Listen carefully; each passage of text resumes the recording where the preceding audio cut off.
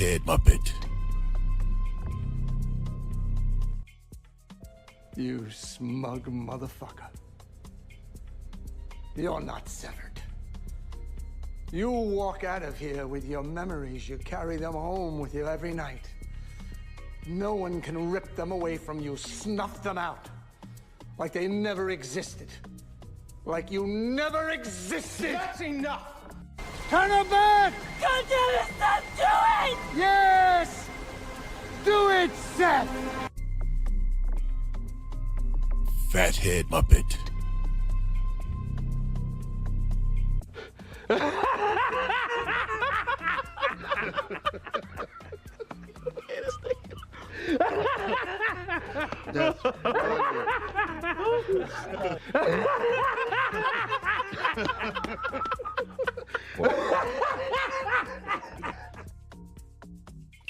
Real Enigmas and Theories is back again with another live stream.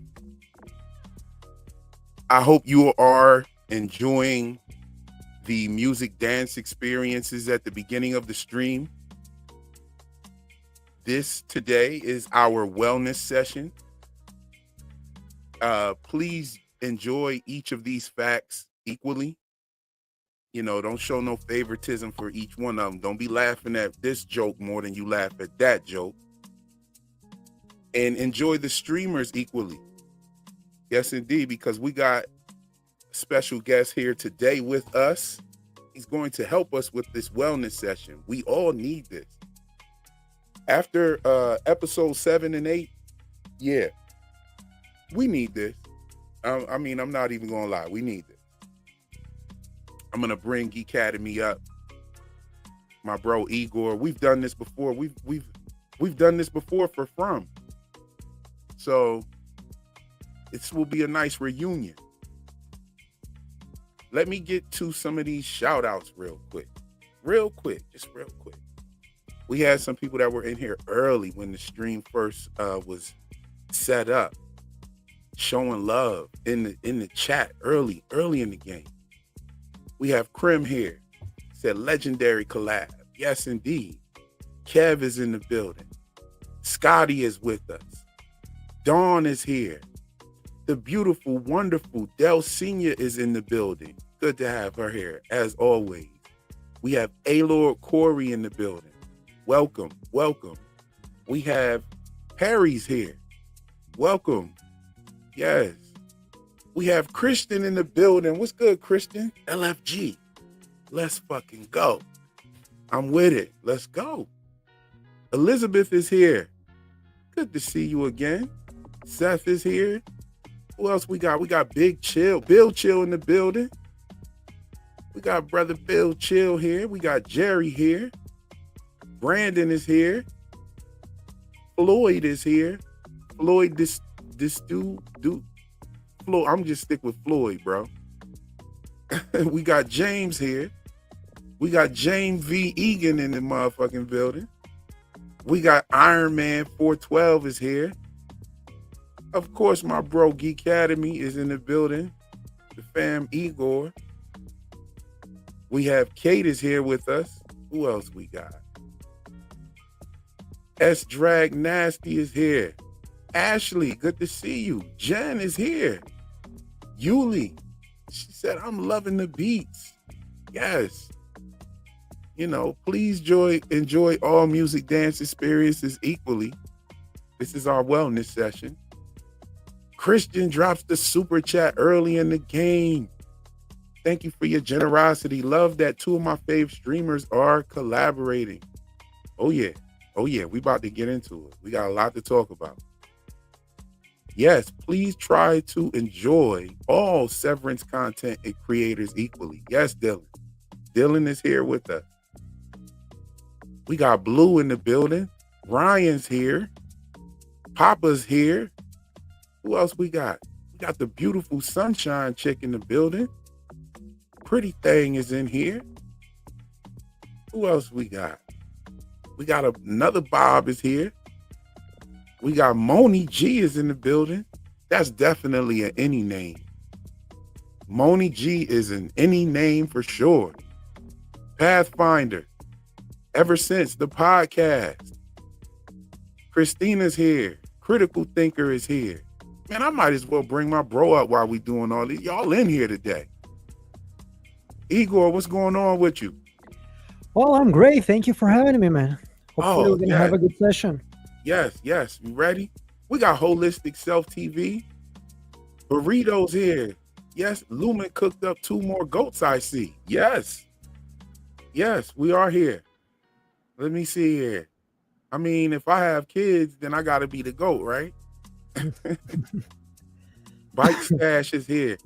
KJ Certified. We got Steed here. Kobe is here. We have Kels, Zeppelin, Giorgio Rio Benavides. Okay. Evolve is in the building. Good to see you back. Pug Dog is here. Oh man, y'all up in here today.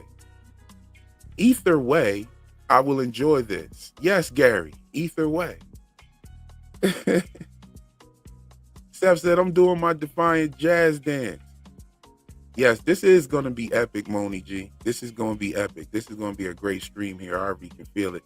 We came into the studio and we started talking and we was just like, yo, let's just save this for the stream because we started to get down and dirty with it right there in the studio. Oh. We got Nancy in the building. Rose is here.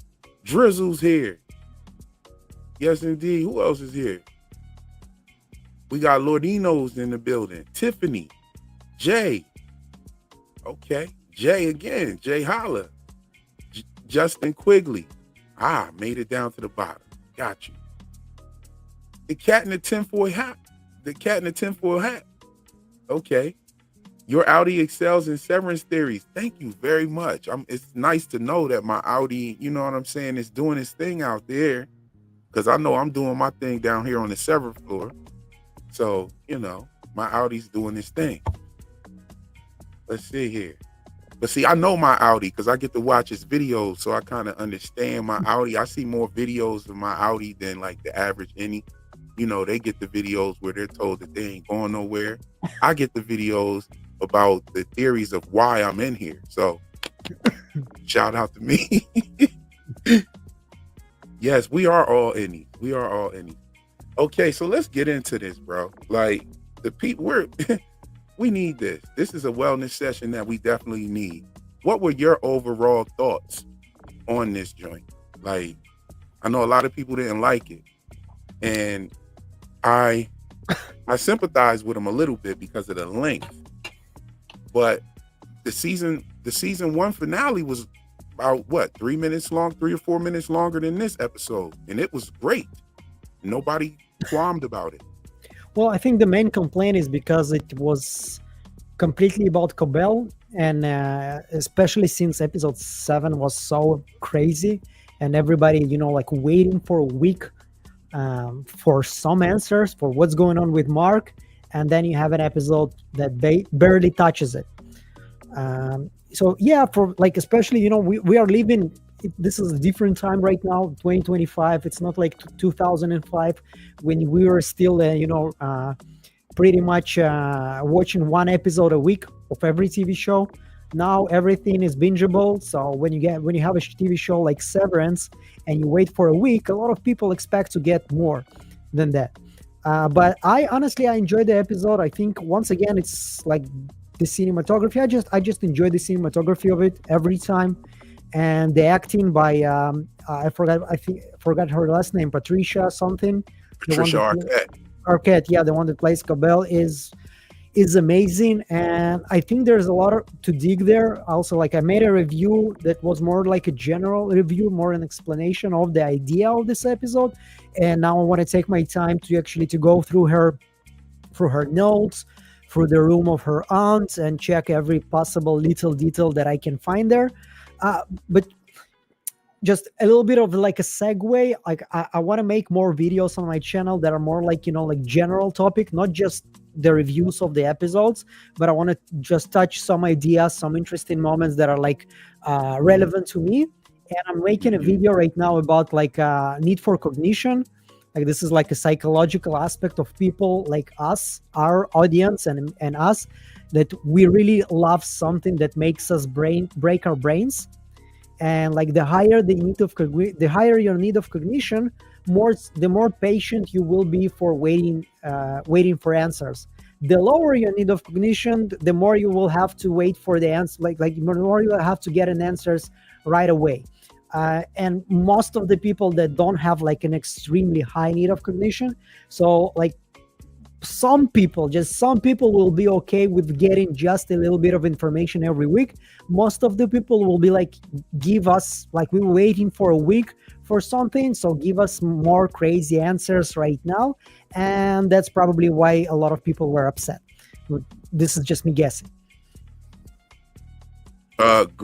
Gregorio says my take tasted better the next day. What are your thoughts on that? What did you say? Even though you liked it the first watch, how did it hit you the second time? I know you had to see it again. Yeah, I've seen it the second time, actually, like half an hour after the first time. So it wasn't really too much. I watched this once, and like I'm kind of implementing myself here. Like I woke up like at 4 a.m., 4:30 a.m. Still nothing for me to record. Like I'm watching it on Apple TV the first time. But then I'm waiting for certain Jack Sparrow websites to release it, so I'm gonna have something to work on a review, and I need to re-record it from the screen. So this is what I do. Like I watch it once on Apple TV, and then the second time I'm watching this already on my screen while I'm recording it. So I'll have it on MP4 for my review, for my for Premiere Pro while I'm editing my video. This is when I watch it, and then like. When I'm already preparing the video, on QuickTime on Mac, there's very nice option, like when you just scroll slowly with your fingers and the video moves pretty slow and you stop exactly where you want to stop. It's really comfortable, convenient for me. And then I go through like the third watch, but the third watch is like, it's already without a sound. I'm just going through the frame by frame, if somebody can say it. It's not exactly frame by frame. Some of the scenes I know there's nothing there to be focused on, so I'm just going through them. But as soon as I see some details, this is where I stop, and this is where I start to investigate and look for some relevant information for the review. And yeah, I enjoyed it. Like, but as I told you, like I'm crazy. The only time I like had some issues with an episode, it was episode 4. Episode 5, when they were like talking about the Audible, like it was completely real experience, and I was like really angry because there are so many clues and so much information that something was off there. Mm-hmm. Whether it's a virtual reality, augmented reality, whether it's a psychological experience, whatever it is, but it doesn't strike me as completely real, grounded experience. So when they were like completely disregarding it, I was a bit angry, but even then I still enjoy like 95% of the episode. I mean, Severance season 2 is amazing. It's one of the best seasons of TV show, if not the best seasons of TV show that I have ever seen. Like, yes, we had I agree. So many great episodes, like episode 7, episode 4, basically like great movies within the TV show. Episode 4 and 7 are definitely films. Episode 1 wasn't one of the like strongest, most hyped up openings to TV shows that I have ever seen. Like I've seen this episode I think 4 times, just for even after the review. I was just rewatching it because it was so good. So yeah, like episode 1 and 2 definitely had this abstract feeling that I loved about them. I've never seen anything start up like that on TV. I love the fact that they just went through a couple of days, so there was a very small time skip of a few days in episode 1. Yep. And we got to see, I love the way they've edited everything to tell the story. You see what I'm saying? I love the way that the story is being told. Like, for instance, how you get the episode 1 was the innie's perspective, episode 2 was the outie's perspective, and episode 3 was kind of like all how that happened, you know, and that was so fire the way they did that. But as far as episode 8, I have to agree with Gregorio. It tasted better the next day. I liked it the first watch. When I seen those plans, and when I realized what she was looking for, I thought that she was looking for, you know, I'm gonna be honest with you. I thought that she was looking for some kind of paternity test or some type of proof that she was an Egan or some shit like that. Yeah, that was the prevalent theory. Yeah, like I thought so too. Also, like if you remember in season 1, she was holding like a photo of Kier Egan, and it was like it felt like some kind of family relic. Right. But exactly, and you know, everything that we've seen was very mysterious about Cobel. Cobel was probably the more mysterious character. And this transformation from being fired to actually seeing her talk directly to Helena, it made me feel like, yeah, I think the theory about her being a bastard Egan is probably true. She's like a Jon Snow or some type of shit. You know, yeah, I also got this feeling Jon like Snow hang around and run shit, but Jon Snow wasn't running shit for real. The resentment that she had towards Helena, like really made me feel like, yeah, that she's the unwanted child. And then she brings up something about being born into it. Yeah, exactly. Like I was not being born into it. Like I earned everything with my like industrious spirit or whatever. Like their weird Egan language. It felt a little bit like the scene from the Joker, the first one, when he was talking to his supposed father. Like he was like, "Yeah, I didn't get anything." So I had the same vibe. But you know, like we should all probably rewatch the first season. What makes me and try to find more like clues to the fact that she was the one behind it. Like if it's not like something that they invented just for this episode. They were like, oh, let's make Cobel the one to invent the chip. But yeah, that's what I've been doing. That's before I set the live up and hit you with the link and everything. I'm sitting here going through season 1 to try to find any clues to this, what we've just realized. Like the biggest clue of all is that she was doing the experiments. Like the biggest clue of all that she was the one that was doing the experiment. Like the way that she was keeping everything to herself. Like we were explaining it, like she didn't want the board or somebody to intervene. But the way she was trying new things with so much confidence, like every time Milchik was like, this is not the procedure, she was like, I want to do something new. Like, are you sure you want to take Miss Casey to Mark? She's like, yeah, I want to try something new.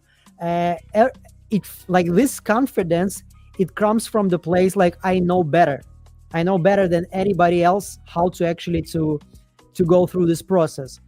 Right now it makes more sense to me than just her not wanting that the bosses intervene and maybe discover something about her that will get her fired. I'm gonna tell you one thing that really made me notice now that I look back. Listen to when Milchik tells Cobel that means the severance chips work. You see what I'm saying? Like,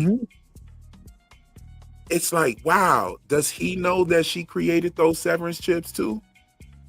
Like, he was obviously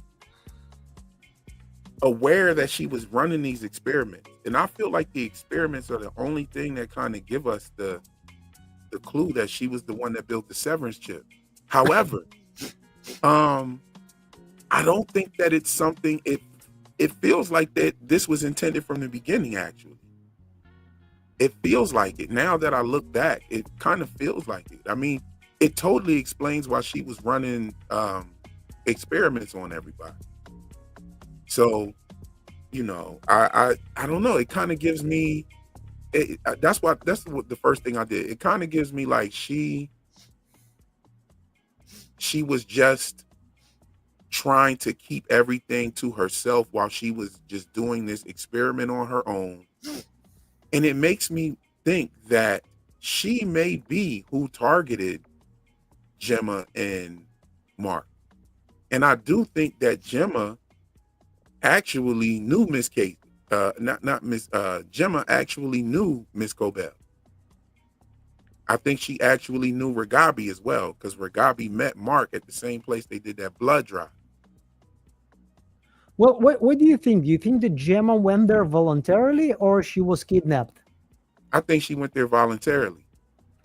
They told her like something about her child, probably like this experiment will. I hear that. I see that could be a possibility, but I think that she was actually involved with the cult of Lumon before she met Mark. I really want to know what that necklace is about. I wonder if that is a wintertide necklace. The one that Reghabi was holding in episode 3 or Yes. 4 or something? No, 5, Yes. sorry. Yeah. Yes, and she was also wearing it at the fertility clinic. And but yo, thank you, Christian, for gifting 5 Real Enigmas and Theories memberships. If you got one of those, go ahead and thank her for that. Definitely. And also celebrate with those emojis you got. Get ready for that members only content. I'm going through the comments, seeing what people are talking about here. Ryan asks one of the greatest questions: who's Cobel's dad? Who you think Cobel's father is?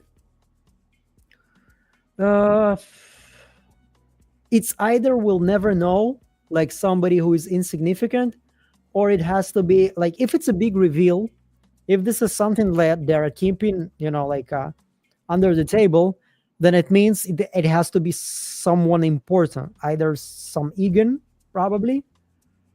Mm-hmm. But I don't think so. I don't know, like if there is some kind of a connection, there maybe was some kind of a romantic connection between Jamie Egan and Cobel. Selvig when they were young. Like maybe this is the only thing. But other than that, look, I don't think. Do you listen to the podcast, Ben and Adam? No, I haven't had the pleasure of checking that out yet. I definitely need to get in tune with it, though. You should. Like, one of the things, because it really opens up some moments. Like most of the time, they're basically doesn't really give you anything. They just talk about like their feelings, but sometimes there is some information. Like one of the things that they were talking about this moment, like with both with Selvig and Milchik. They wanted to show, first of all, like Milchik, like the way he was reduced to a lesser man with the image, like the way he was treated less than anybody else with the drawings. Like they wanted to show like an experience of a black man in a corporation. Right. And they, with Selvig, they wanted to show like all of those history events when there was like some kind of invention made by a woman, but then it was taken by a man. So if they're gonna add more information, like for example, like like Selvig was a daughter of Egan, or Selvig was having an affair with one of the Egans, then it will take away a little bit from her invention. Like there was some nepotism there still. You understand? I think they're just gonna like disregard the father. Like the father figure was probably someone who jumped in and left, and that's it. Or she's an orphan. Like in my mind, in my head canon, like the head canon, she's an orphan, and her mother was not really her mom. It was just somebody who adopted her, and her aunt, like both of them, like they were sisters. What's her name, Charlotte, and the other one, Sissy. They are sisters, and they adopted Selvig and maybe other kids. So, well, I don't think that Sissy and what's her what Charlotte, yeah. I don't think Charlotte and Sissy were sisters. I think both of them are Cobel. They both have the same last name. Oh, well, that's true too. So they may have Okay, so they have the maiden name. So Cobel must be the maiden name. Yep. Because I was thinking that maybe Sissy was Cobel's father's sister, but then we don't know. Another question, another great question, really cool, just dropped. Who is Helena's mom? Do you think that Cobel is Helena's mom?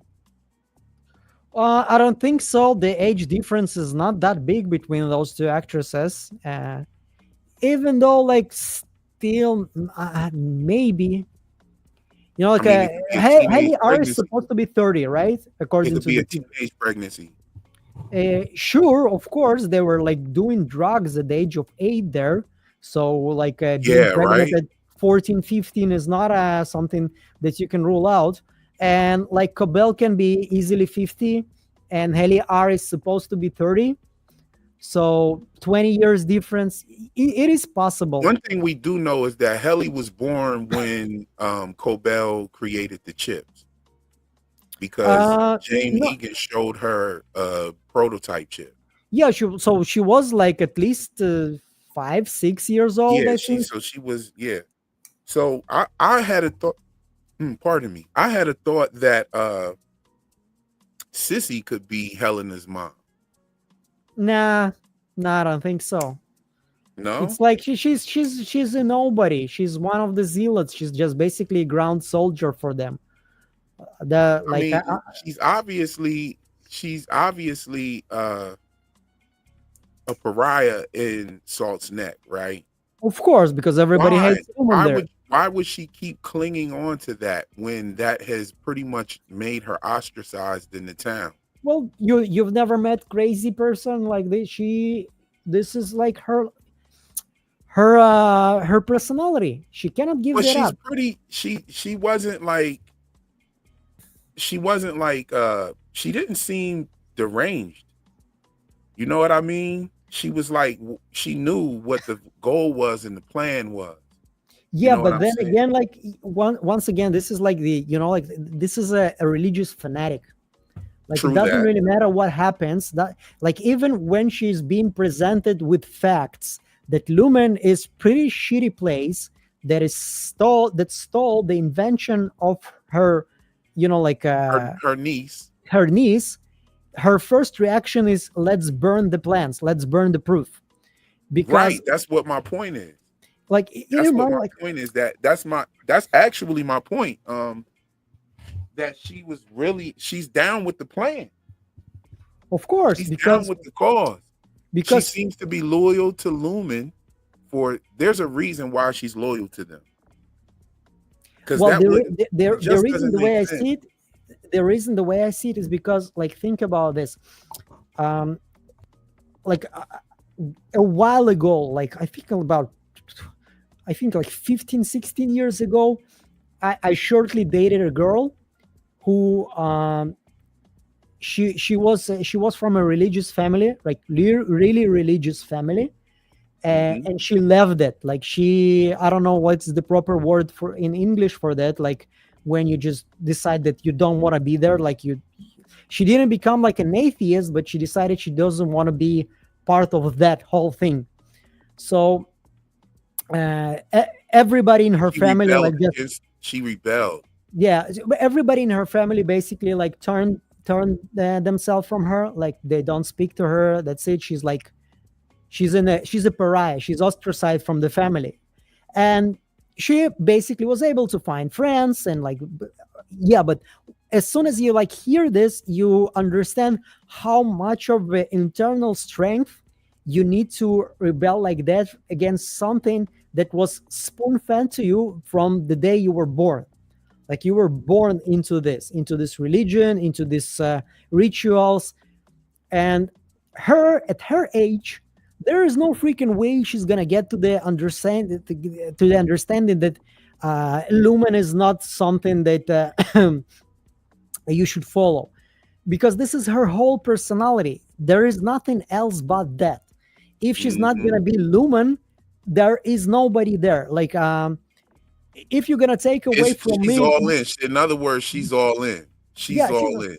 If you're gonna take away from me my love to TV shows and my love to movies, you're not gonna just take away a hobby of mine. you're gonna take like a huge chunk of my personality from me. For her, Hmm. her only personality is Lumen. That's it. Like her, this is what good. This is what for her is good and bad. Like for you and me, we have our understanding what is good and bad from world observation, from also something we get from our parents. For her, what Lumen says is good is good. What Lumen says is bad is bad. This is her morals. So yeah, this is I think what I don't think we're gonna see this actress anymore. And this season, obviously not, and I'm pretty sure we're not gonna see her in the next ones. Or maybe I'm wrong, but so far it doesn't feel like she has a bigger role than just And being what they there. showed. Yeah, Okay. Okay. but I can once again, respect that. I can be wrong. Obviously, I can be wrong about this. Oh no, I can respect that. Like I strive to get things wrong. Like that's how we get things right, to be honest. Exactly. Like, all right, so I brought these pictures of Reghabi up. Now that we know Cobel, I thought Reghabi was disgruntled because they were taking her technology. Now that we know that it's Cobel's technology, Cobel asked a very good question to Devin. She's like, "Is she killed him yet? Like, she trying to kill him? Good thing he's not dead yet." Like, I definitely feel like Reghabi knows that she's killing Mark. I always felt that. I always felt like she knew, and there was a reason why she was trying to take this down. And now knowing that she is not the creator of the Severance technology, that's kind of important there. Like, so why is Reghabi doing this now? Because it's not her technology. She shouldn't have a bone to pick with Lumen about it. What made her flip? What happened? You know what I mean? Well, I I think she think that has Reghabi, I've been, not to cut your wisdom, but sure. I've been I've been thinking that Reghabi and I've been asking for Reghabi and Cobel's backstory. I've been saying that those are the two backstories that we absolutely need, right? And now I feel like Reghabi and Cobel were really close at some point. What's your thoughts on that? Um, I think first of all, she has like a pretty big bone to pick with Lumen, um, because I don't see somebody going against that kind of a huge corporation based only on some pragmatic reasons, or just from resentment. You have to have a very strong, I don't know, moral goal. I'm not saying exactly like she's 100% one of the good guys, but like you're not gonna catch somebody going against like crazy corporation like Lumen, or I don't know, let's say in our real world, um, let's say you discover something about, I don't know, like some kind of a weapon production company, and most likely 99% of the people are going to be like, yeah, I have my life, I have my family, this is not my problem, this, I'm not a savior of the world, I'm not going to do anything about it. Maybe I'm going to try to contact somebody from from a newspaper or some sort, but that's the maximum I'm going to do. That's for most of the people. Like we all like to think about ourselves as heroes, but when shit hits the fan, we just want to take care of our own and our family. And she goes against Lumen. She's hiding for probably a couple of years already. Doesn't have any personal life, obviously. Her whole goal is to bring Lumen down. And I think that for her is like Well, she had a terminal. She had a terminal at Lumen. She had a terminal at Lumen. She had a work computer and terminal at Lumen at the time Petey was there. You think so? Oh yeah. At the time Petey was there, she had the terminal because she is who did something to the chip.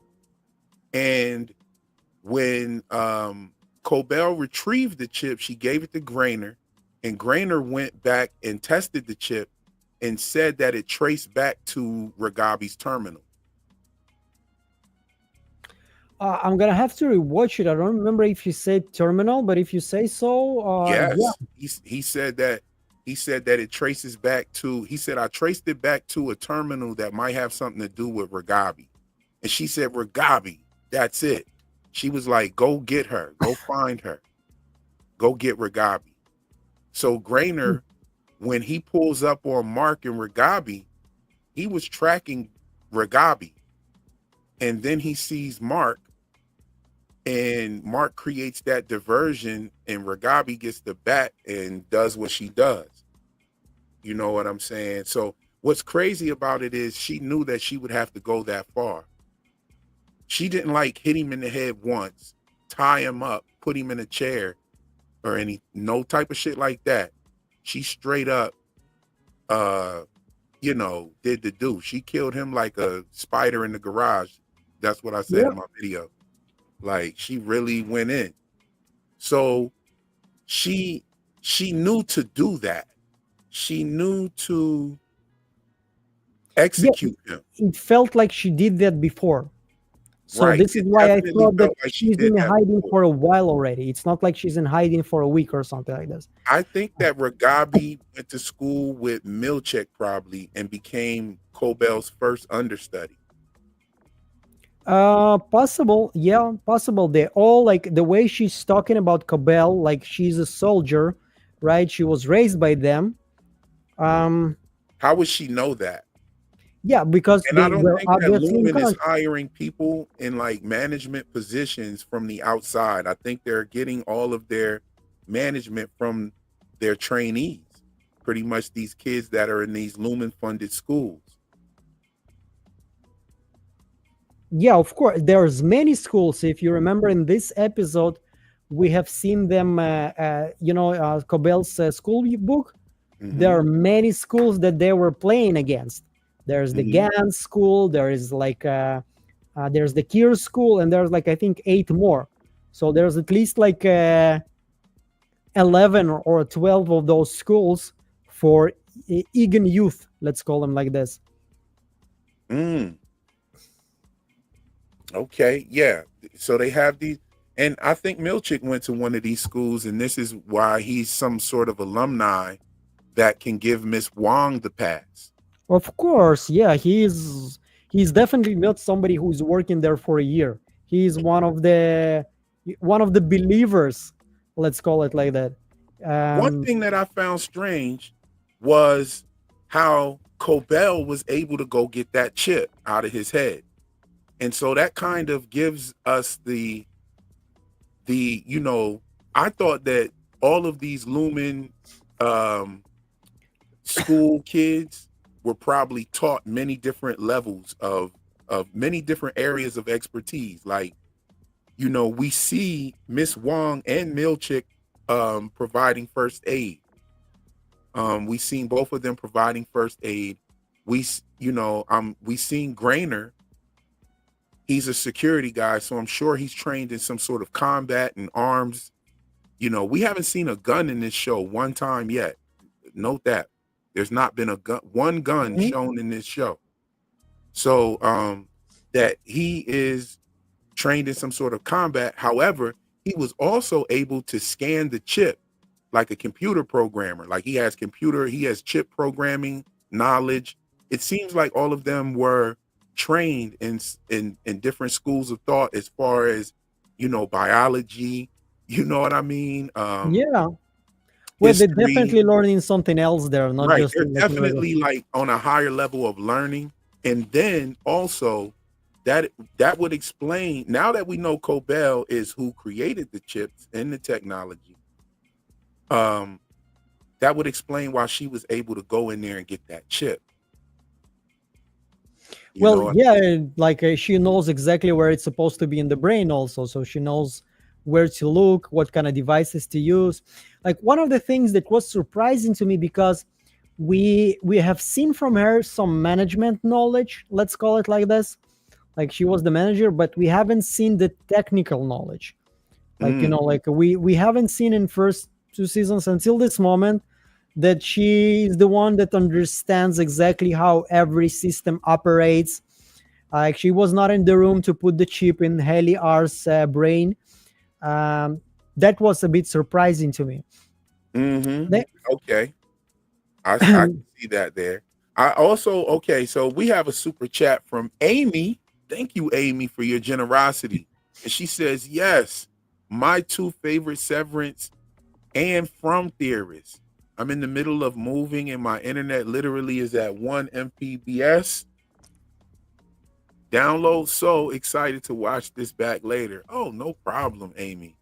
Great to have you, and thank you for your generosity and your super chat.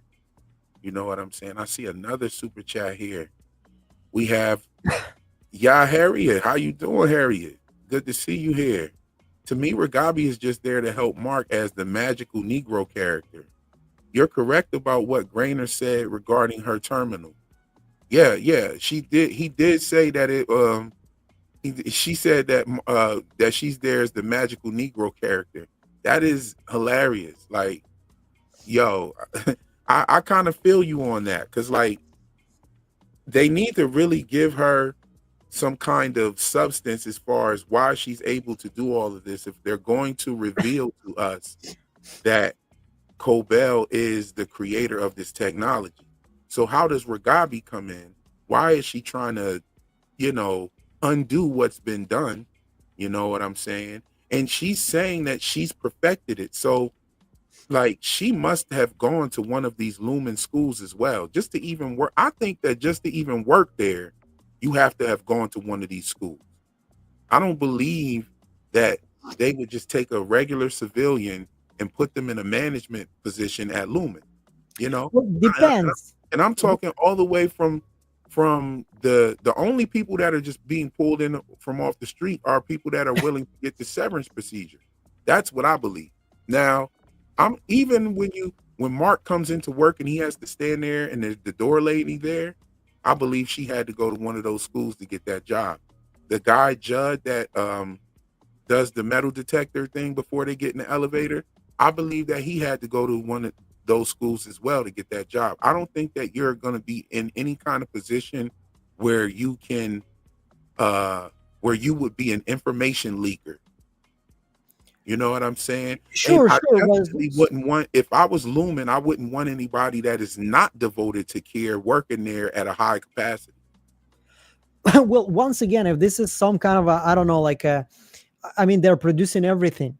So if this is like a branch that basically creates, I don't know, the coffee, you can have like the management, just regular people. But if it's like something that's really intertwined with their ideology, then yeah, you have to have your people there. Like that's 100%. I agree here completely. And by the way, like I have a question to you. Like one of the on my previous review, I was making fun of Kier Egan, and I was comparing him to Lenin, to communism. I know about a couple of things about communism. That's a great comparison. And a lot of people, and it's kind of surprising to me, honestly, like half surprising, half not, are seeing this show as this like big critique of capitalism. Like the Severance, like the main theme of it is a capitalism like dystopia. What do you think about this?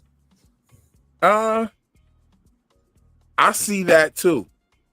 I see the connections that they're making to Elon Musk and the Neuralink and all of these things. Yeah, I definitely see that too. I see how it could go there.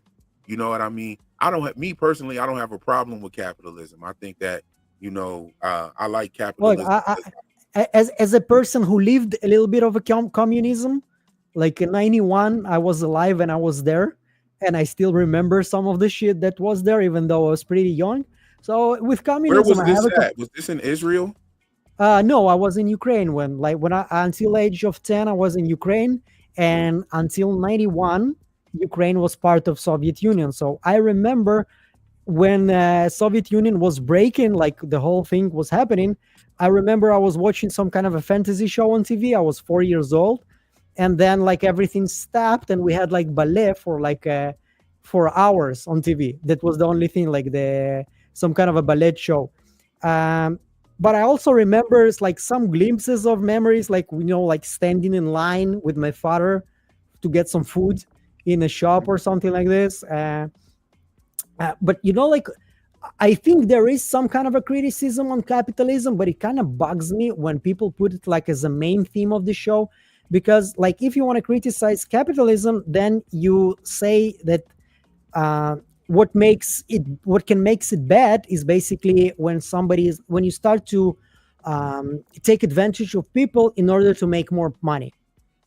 Okay, and Mm. this is not what Lumen does. No, Okay, no, this is no. a huge Lumen is company. different. Lumen is more of a capitalist. I mean, Lumen is more of It's I like would a say a cult. First socialist of or all, it's a communist. cult. First of Because all, when you yeah. look at it, if when you're talking communism, when you're saying that somebody can create something and the company that they work for can just take it from them.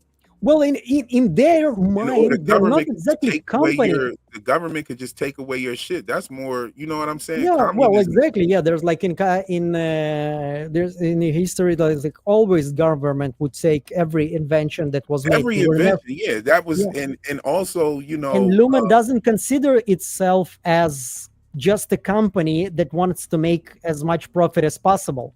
This is not right, their goal. Their goal is crazy. Their goal is golds and recreation, resurrection of people. They're more of a cult and a society that basically revolves around one person, and everybody else is pretty much equal and they share everything, and you have to kill your ego. Like there is no ego in Egan religion. So there is something about capitalism, and as you said, like there is some Elon Musk there, obviously. But like it's really like makes me crazy. The oversimplifying of this show. Oh, this is a criticism on capitalism. It's like saying nah, that From is a TV show about monsters. You know what I'm saying? Like right, there's so much more than that. right. That's just like, yeah, exactly. That's just like It's just saying the From is surface. about some monsters or something.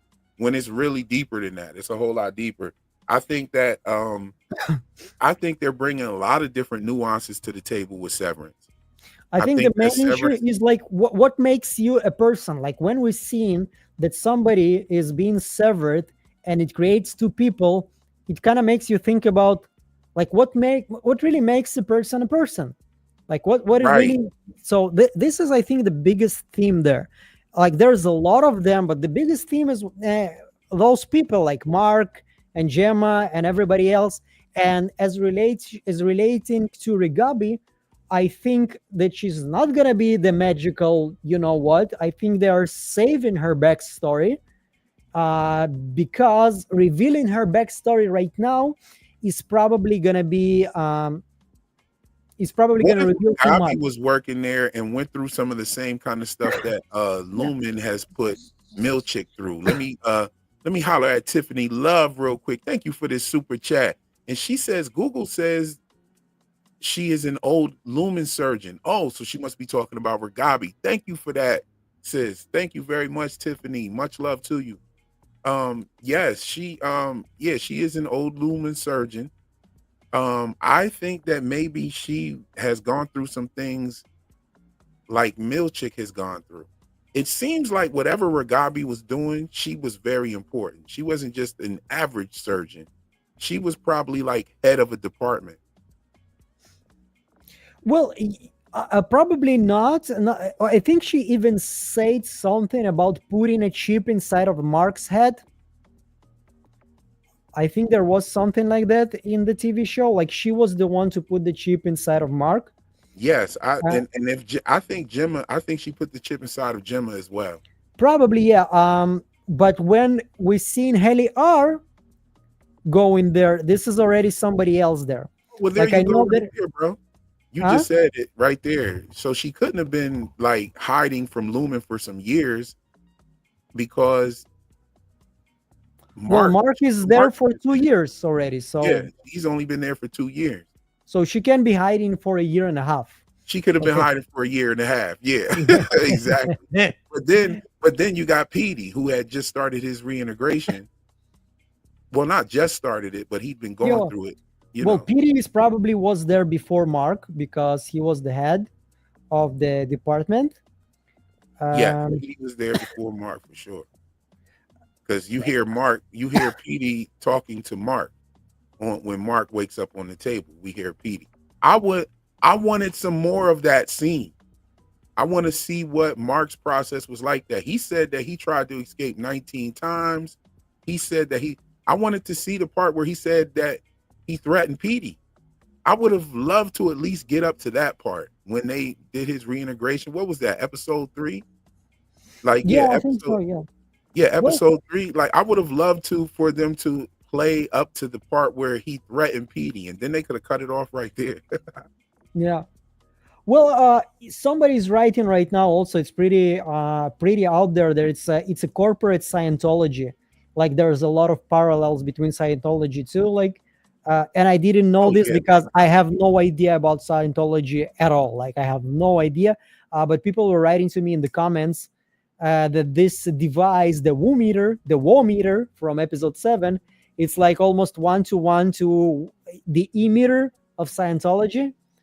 And they are pretty much also like into some crazy things there, believing like that some guy is a god or something like that. I don't know. Like there's a big part of me that really doesn't want to start learning about this, but I guess I'm gonna have to. Because they're taking a lot of it. But as I said in the beginning, the TV show is first of all about people.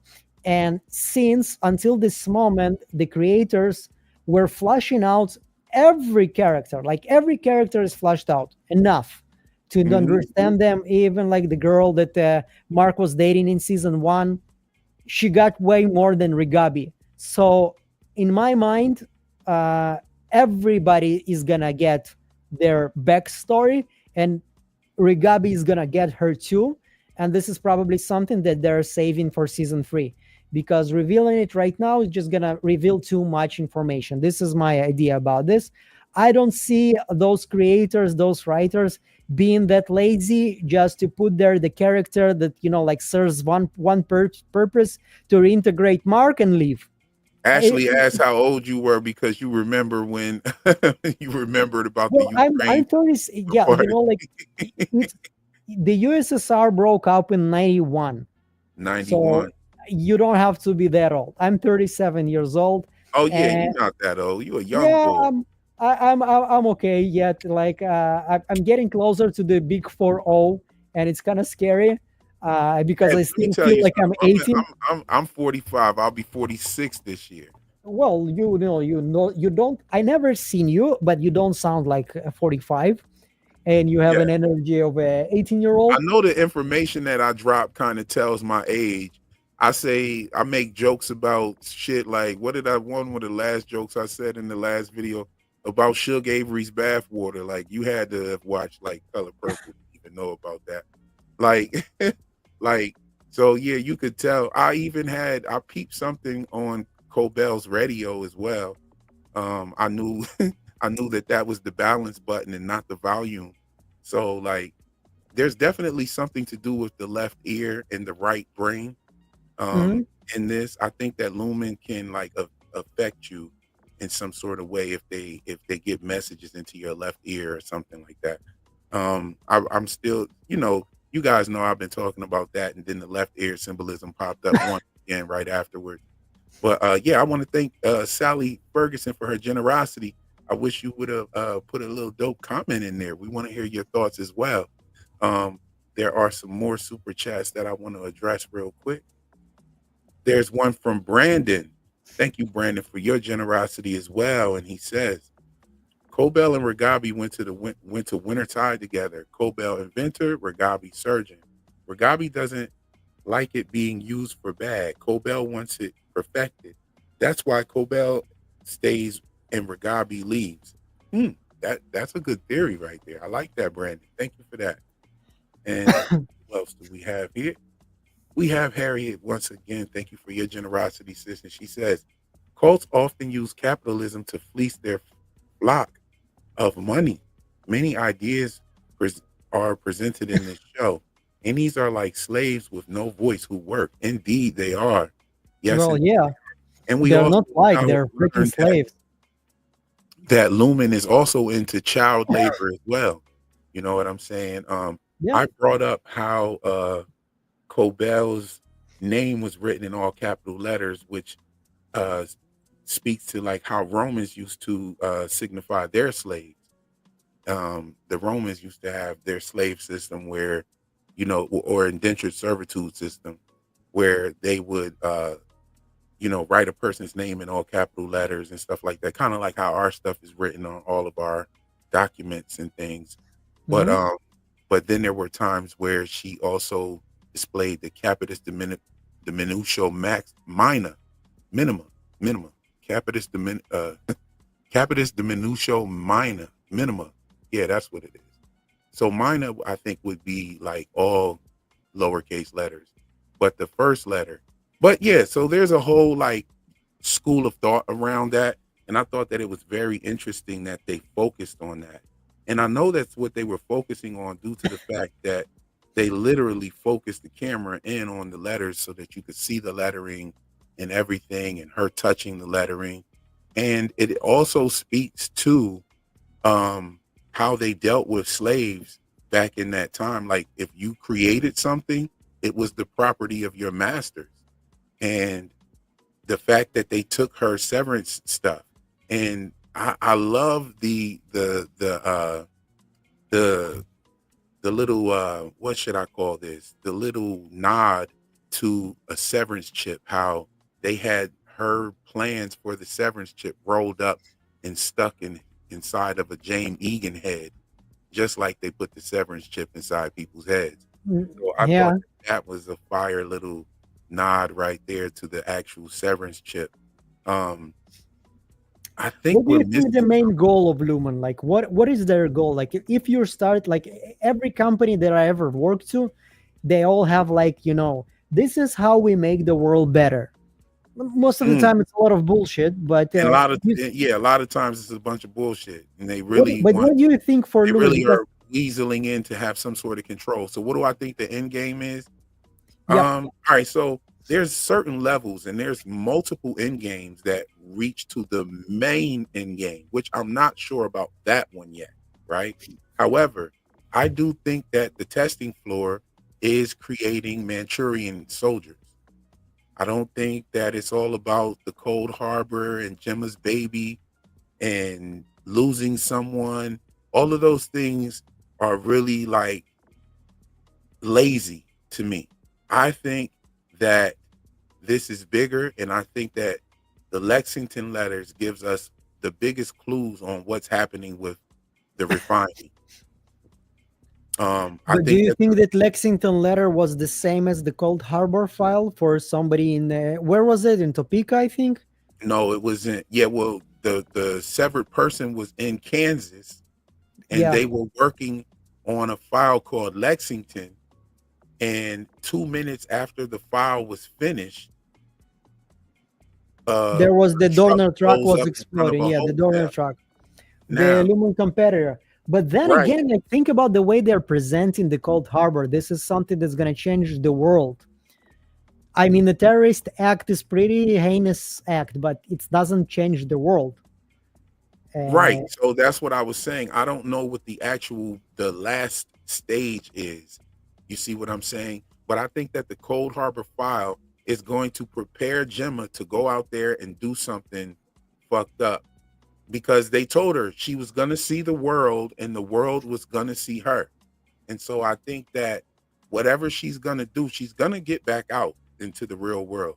But whatever it is something where the world will see her, and it may be something very crazy. You know what I'm saying? Yeah, let me get to a couple of these other super chats here. We got Hair of the Dog. One sign Cobel was the chip creator is she knew exactly how to take it out of Petey's head without Petey's chip out without hesitation. Yeah, that's definitely a sign that she was a creator. Um, it was a sign at the very least that these people are trained in medical, in combat. These people are trained in, espionage. You know what I'm saying? mhm. These people are trained in these things, and it was a sign at the very least, because I was already getting that, because I was like, how the hell do you just come from behind a desk and just go to a funeral and take somebody's chip out. Like, you had to be trained to do that. And her little drill, like, who has a drill that's ready to go through the human skull at their disposal to just pop in their purse and show up to a funeral and get to work like that? Well, So somebody who is she also had to have, I mean, obviously she's not worried about like damaging the guy because he's dead, right? But she also had to have something to pull the chip out with. Like, because how did she do that? And then how did she know exactly where that little tiny chip was? I mean, the chip was the size of a piece of rice. You know what I'm saying? Like, we have one more super chat. Is it possible that Cobel is Helena's mother? We have no information on who Helena's mother is. Yes, indeed, Alexa. Thank you for that super chat. Thank you for your generosity and your dope question and comment.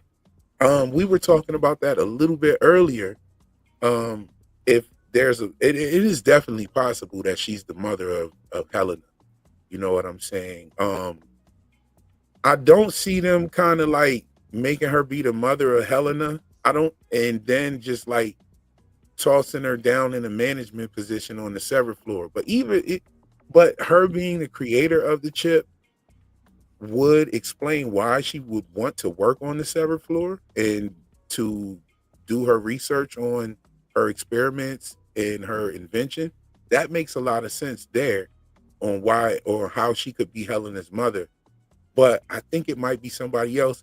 And, you know, Geekademy doesn't think so. I'm going to just shoot it out there. I think that her mom is Sissy. And I think that's the reason why Sissy doesn't like Harmony.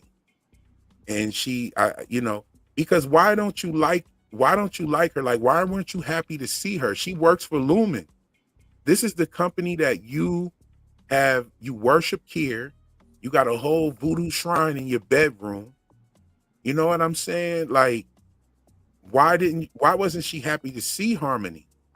Why did she say that she wasn't welcome there? And Harmony's just coming from, working at Lumon and everything. Why wasn't it more sympathetic? Like, baby, what happened? What happened? They called me. Why didn't she give her the information that they called? They said, hey, they called me. They want you to come back. You need to go back. Like, why wasn't she more loving towards her niece? You see what I'm saying? We seen the weird, strange love that Kier Egan had for Helena at that party. So where was I don't understand why she had a problem with her niece. And I think that she probably had something going on with James. And James saw something in Harmony because Harmony was the smart one and one that he could really get something out besides of some skins. So I think that it was Sissy was the mom. And that's why she still rocks with Lumon. She was just probably like tossed to the side. They took the baby, tossed her to the side. One thing I think that because also when Helly's intake process, when he asked her what's the color of her mother's eyes, that's where she damn near started to break down and start crying. That was the part that broke Helly, when she couldn't remember the color of her mother's eyes. And she was like, what's going on? That's when she didn't know her name. She didn't know the answers to none of those questions. She didn't care until they asked her the color of her mother's eyes, and she began to cry. And they have been very secretive about who her mother is. But they mentioned her mother within the first few minutes of the show. They started the show off mentioning her mother. So yeah, I think that's coming next. Thank you once again, Alexa, for your super chat and your thought-provoking comment. What else we got here? We got the man in black. The man in black, thank you for your generosity, bro. He says, why did Devin call Miss Cobel Miss Selvig? Okay. That's how she knew. I think that's how she knew her. I think that's because that's how she was. She didn't know Cobel. Mark also called her Selvig. Like Mark, Audi Mark also calls her Selvig. Yeah, Mark calls her Selvig as well because that's how they knew her. And she had already been teaching the girl how to breastfeed. So I'm pretty sure she had her number already saved in there. You know what I'm saying? As Miss Selvig. What's your thoughts on that? You think the same thing? Yeah, of course. I think it's like this is just her name in the outside world. She's Cobel only for Lumon, and for the outside world, she's Selvig. Like this is how she presents herself. I don't think that Rickon said that created the best name, Cobelvic. Like, Cobelvic.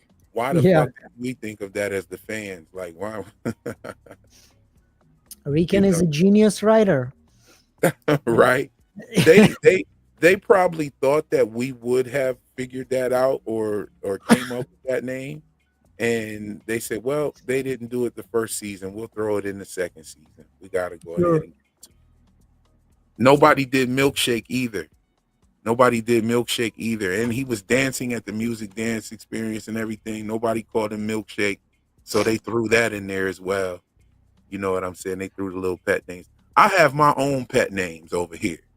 You know what I'm saying? Dr. Marr is Dr. Peabody. Doctor. Yeah, I heard this in your Yeah. video. Yeah, he's Dr. Peabody.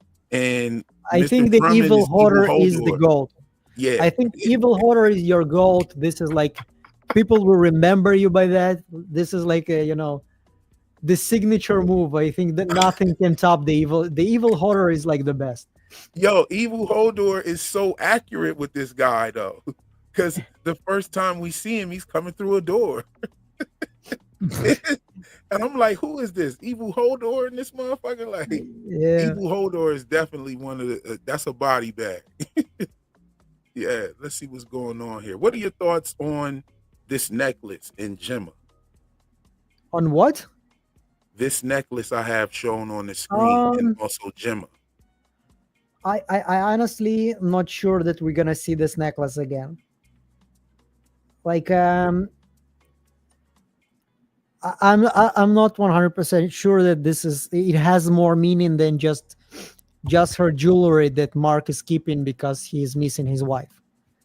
This is my thought of it. Like I know we're like diving here into tinfoil hat theories, and maybe you're right. I think it's gonna be interesting if you're right.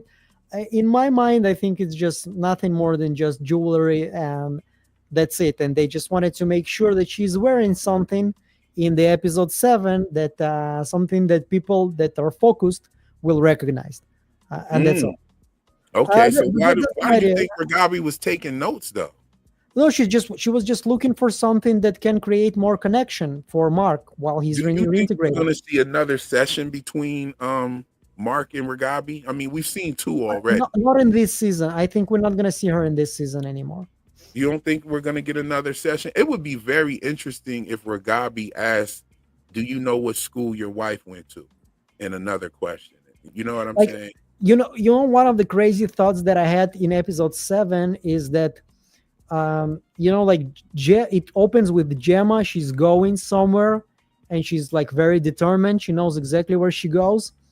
And yeah, like the easiest interpretation is that that maybe she was just going to donate some blood. That's it. You don't have to get into once again into the Twilight Zone theories, but maybe she was going there because this is where she was supposed to meet Mark. If there is something about Mark that's special, but honestly, I don't really like that too much. Like in my opinion, I think with the whole Severance process, they were trying to do something. And this is why on the hell floor where Gemma is being held, we have 4 rooms. Around her, there are 3 more rooms. So I think there were like 4 subjects there for 4 people. So we have like the 4 watchers, we have the 4 MDR, and we have the 4 people on the hell floor, and they all connected somehow. But something was not working. They were not reaching this end game, the end goal that they want to reach. And then something happened between Mark and his test subject, which is Gemma. This connection that they have as a husband and wife, which are really in love with each other, somehow worked in the way that they were expecting the Severance ship to work. They want to like get through this, and this is why they're all focused on Gemma. This is why Cold Harbor is so important. I mean, the whole goal of Lumen, it all started as an ether company, right? The ether company, ether, it's a drug, but it's also a sedative. It's a recreational drug that people used to take in order to hallucinate and like feel better in this period of time. But it's also something that was used in medicine.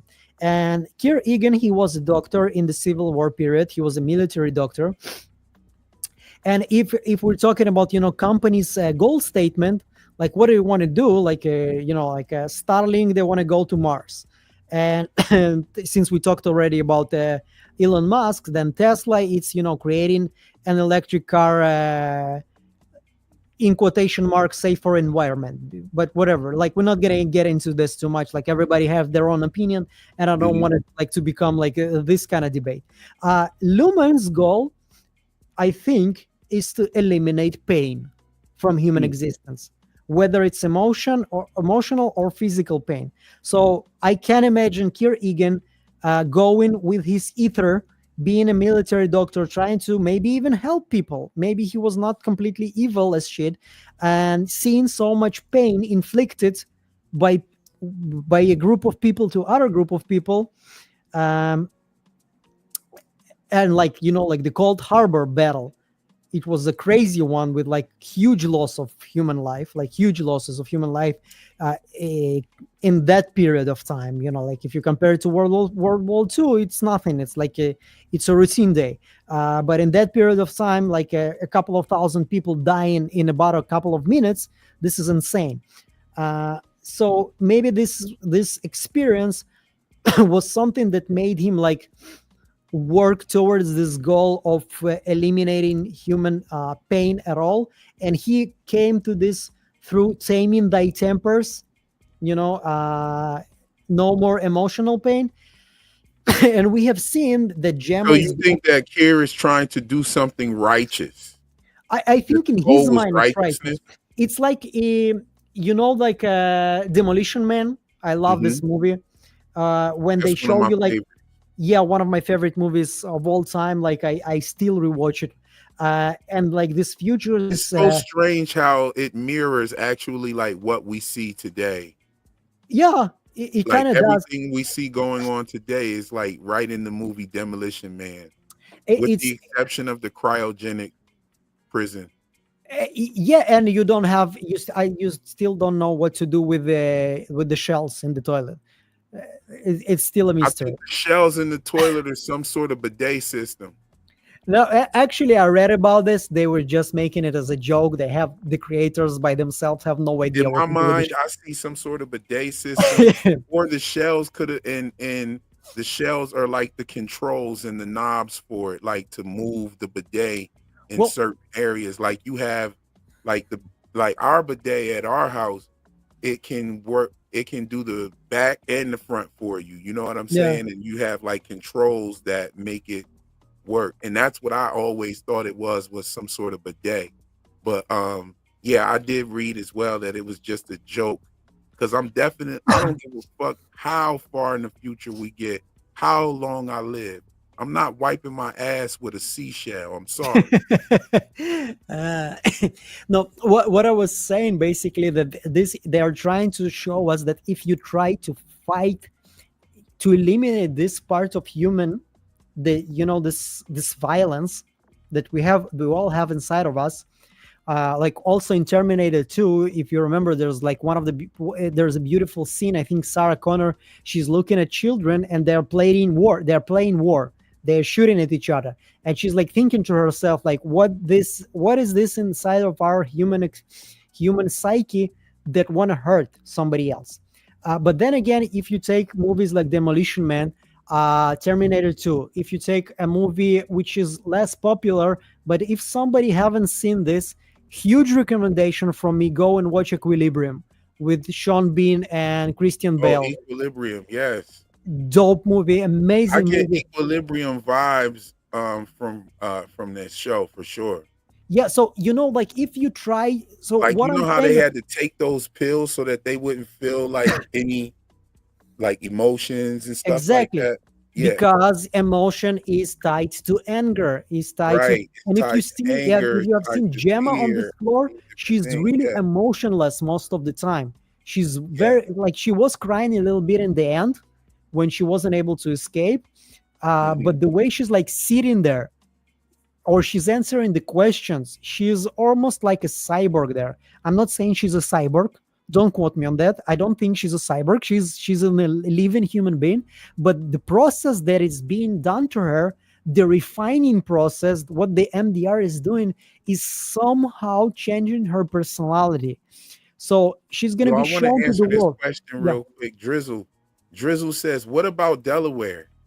And I covered that in my very first Severance video. It's called Severance Decoded. It was before the season started. I think it might have been like a day before the season started or so. Go check that out. It's pretty much talking about the Lenape tribe. And there were other clues as well, like with the handshake that was available upon request. And I think that's a dope little information for you to check out. We got another Oh, super chat from Sally Ferguson, and this time she puts a definite comment in here. Let's look at this. She says, "Personhood is the main theme, okay, but modern corporate culture deprives you of your personhood, making you a cog in a machine. That ties to capitalism." Indeed, indeed. It depends on what side of capitalism you are. If you're just a worker or a consumer, yes. But if you have well, an there, idea and you want to make it a reality, capitalism can allow you to do so. If well, you have also an it depends. Like I had the privilege to work in amazing companies where I felt seen, even though I was a cog. Yeah, and you're always gonna be a cog, and at some point you can be fired. But it's not exactly all dystopian, horrible companies when like people are like horrible and towards each other. At least in my experience, most of the time I was not working in companies like that. Now there's also like something that's like, uh, if you are being hired like as a scientist or an engineer or whatever, if you are being hired to invent something for the company, even though this is your mind is the one that invented this is not your invention. This is was something that was discussed before. This is like basically hiring a chef, a cook, and when he cooks something for you, then he eats it and like telling you, well, I was the one to cook it, so I'm gonna be the one to eat it. But no, man, I was idea. hiring you to make me the food. So if I'm hiring you as an engineer and I'm paying you a salary for your invention, then it's gonna be my invention. And if you're not okay with it, then go ahead, take a loan, open your own company, and shoot your shot. And make you shoot your shot. Yeah. Exactly, but then again, there is this the different side of it. Sometimes, let's say you're working for a company, and then there is an idea about something, Hmm. and it's not something that you've been hired, but then you think, okay, if something in this area, if I'm gonna make something different, it's gonna improve the life of everybody. Then Yeah, let's if the say you're a company wants graphic to take it designer. from Let's say you, you're a graphic designer, right? yeah, And you make a flyer for someone, right? So this graphic design firm that you have, you are the owner of it, and you got paid to do the work. In most cases like that, like you got freelance designers, they probably did every single job. They probably did the designing, they probably did the yeah, selling, they probably did the billing, they probably did everything, right? But this, so you do this product for somebody and you create this product out of creativity and you give it to them and they use that to promote their event. So that event, they let's say they paid you $200 for that flyer or that yep, advert or the advertisement, right? And you get your $200, right? But then they take that flyer and they make like $5,000 because they've got like 20 people coming into this event for $20 a pop, and they've got all these people coming into the event. So, sure, like, I mean, that's how it's supposed to work. That's how exactly. Yeah, that's how things. I think that's how things should be. Well, However, now i- let's i- say I work for a graphic design firm, right? And I'm getting paid probably $5 as opposed to that $200, and they're charging the clients $200. Like that's a shitty agreement. That's a shitty deal. yep, However, like you said, you have the you have the choice that you can make. You can go start your own graphic design firm and charge those $200 yourself. sure. You know, No, take. for example, when I was like doing video editing jobs, Mhm. sometimes I was not. It was not enough just me to do the job, so I would give some of the jobs to somebody else. Like, and I would leave like a small cut of, like, let's say somebody gives me $100 for the video, I would give like $80 to somebody else. I would tell them, is it okay for you? Do you want it? Will you do this for $80? Yeah, sure, no problem. Okay, go for it. So I will keep like $20 cut. So just to feel like I got something, I would explain to the guy what to do, or to the girl, whatever, and that's it. Uh, and sometimes some of them would ask me like, if this is okay, that I'm gonna post this on my portfolio as a job that I done. And sometimes I would say yeah, but sometimes I would say no.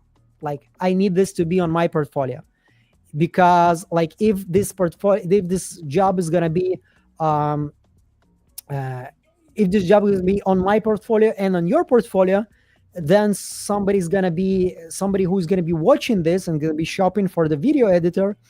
Um, they're gonna see that somebody was they're gonna think that somebody is lying here. Yeah, Okay. they're gonna think like, yeah, they're gonna think this guy didn't do it or this guy didn't do it. Exactly. Somebody's lying So over here. so once again, if you don't think that this is fair, sure, don't take the job. Like, I'm open about it in the beginning. If you think it's fair, go for it. Like, take the job. Um, Sometimes I need to be the one to take credit for it, because just like I'm providing this service as a company already, not like Igor only. This is my company of video editing. Even of Right. So you're email gonna have editing. other components to that company. That's Exactly. well, So yeah, that should be understood.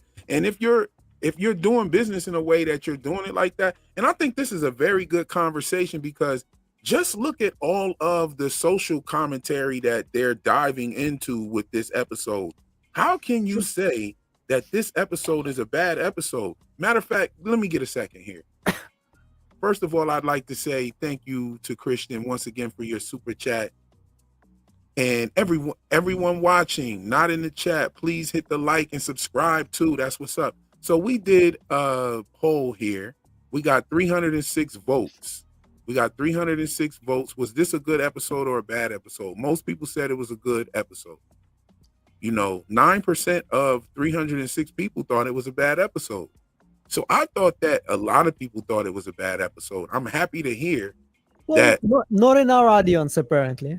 Not in our audience, but there are a lot of bad criticisms on this episode. But here's my thing, right?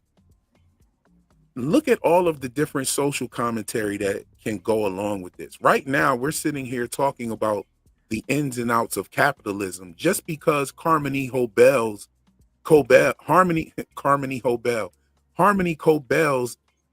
invention was stolen from her. You know what I'm saying? Yep. This invention Yep. was stolen from her. And so, there's some ethical questions here. Like, she was working for Lumen. She was a part of this school. You know what I'm saying? Not only that, she's in a religion that we know she's a part of the religion because we've seen her worshiping with a shrine of her own. So she's also a part of a religion that believes, pardon me, that whatever you create is a part of Kier's. So she agreed to this. She signed up for this. Now, I think that, two wrongs don't make a right, Of course. right? Like you have a situation where she has now been fired. And I think that She was is, also like, I'm sorry to interrupt you on and this, they were but going to kill her. yeah, she was also not in the position to argue about this. Once again, she was raised by them. She was told that giving this up is a good thing. Okay, so like, think about this. It's not like Once Yeah, again, it's not like she was an normal. adult that had joined the cult. Yeah, she was a Yeah, child that joined the cult. she Pretty was much, she she was was getting raised in high this at whole 8 years religion. old. So like this is like once again, if you're raised in some kind of a dogmatic religion, you have a little bit of a different understanding of what's good and bad than most of the people. Now for me, this episode was just a bit, since we talked a little bit about my history already, like I, I remember a lot when I was a child in Ukraine. I remember a lot of kids were sniffing glue, like homeless Yeah, I kids. remember them days. It was called huffing in my days. Like people used Yeah, to huff so back in the there day. was a lot of homelessness, and with kids like 6 and 7 years old kid that are homeless, and they were all like always sniffing glue. Like I had a lot of flashbacks from that. So once again, there's a lot about this episode that you just have to dig a little bit under the surface to get that. Uh, but yeah, most of the general I audience, mean, look at all of the different commentary we can get from this. We could talk sure. about child labor. We could talk about how these people and these adults were getting these kids high on ether. Like my grandmother was a child labor. You know what I'm saying? She was a child laborer. My grandmother was in the 3rd grade working in the celery fields. You know what I'm saying?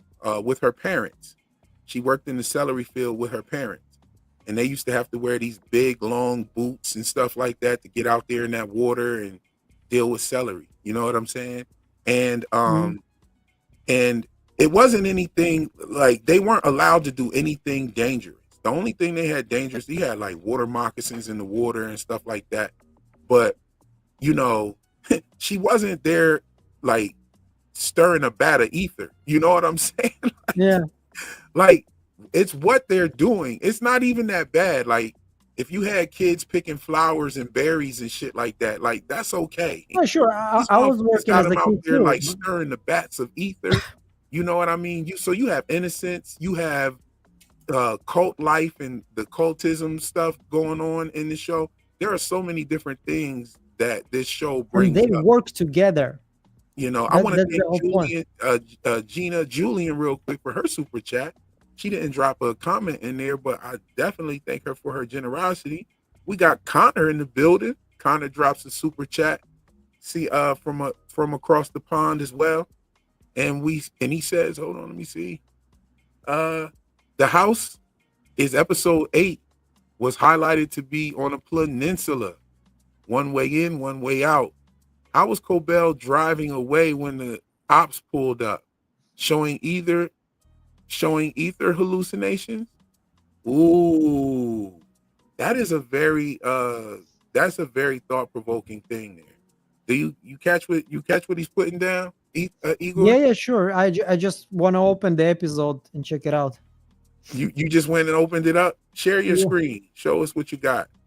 How do I do this? Go down there Let's to see. and when it pops up, Present. I'll put that up. Yeah, there you Share go. screen. And we also got Chris LaBelle. Thank you for your generosity. Thank you to beautiful Chris LaBelle for the comment as well. She says, just like on Cloudy with the Chance of Meatballs. Yes. Intellectual property rights is separate from capitalism. That is what the whole subject on its own. Yeah, that's a whole indeed. Intellectual property. I went to school for intellectual property actually. I learned some things about music merchandising. So you know, that's what I went to college for. But okay, here we are. But no, you're right, 100%. You're right about that. It's definitely a different it's a different topic than capitalism for sure. Hold on, let's add Igor to the stage here. Okay, yeah, this bugged me out too. But I didn't think about it in the way that he just presented it. Like I was like, wait a minute, didn't they show like a peninsula and the crib was like right at the tip, damn near.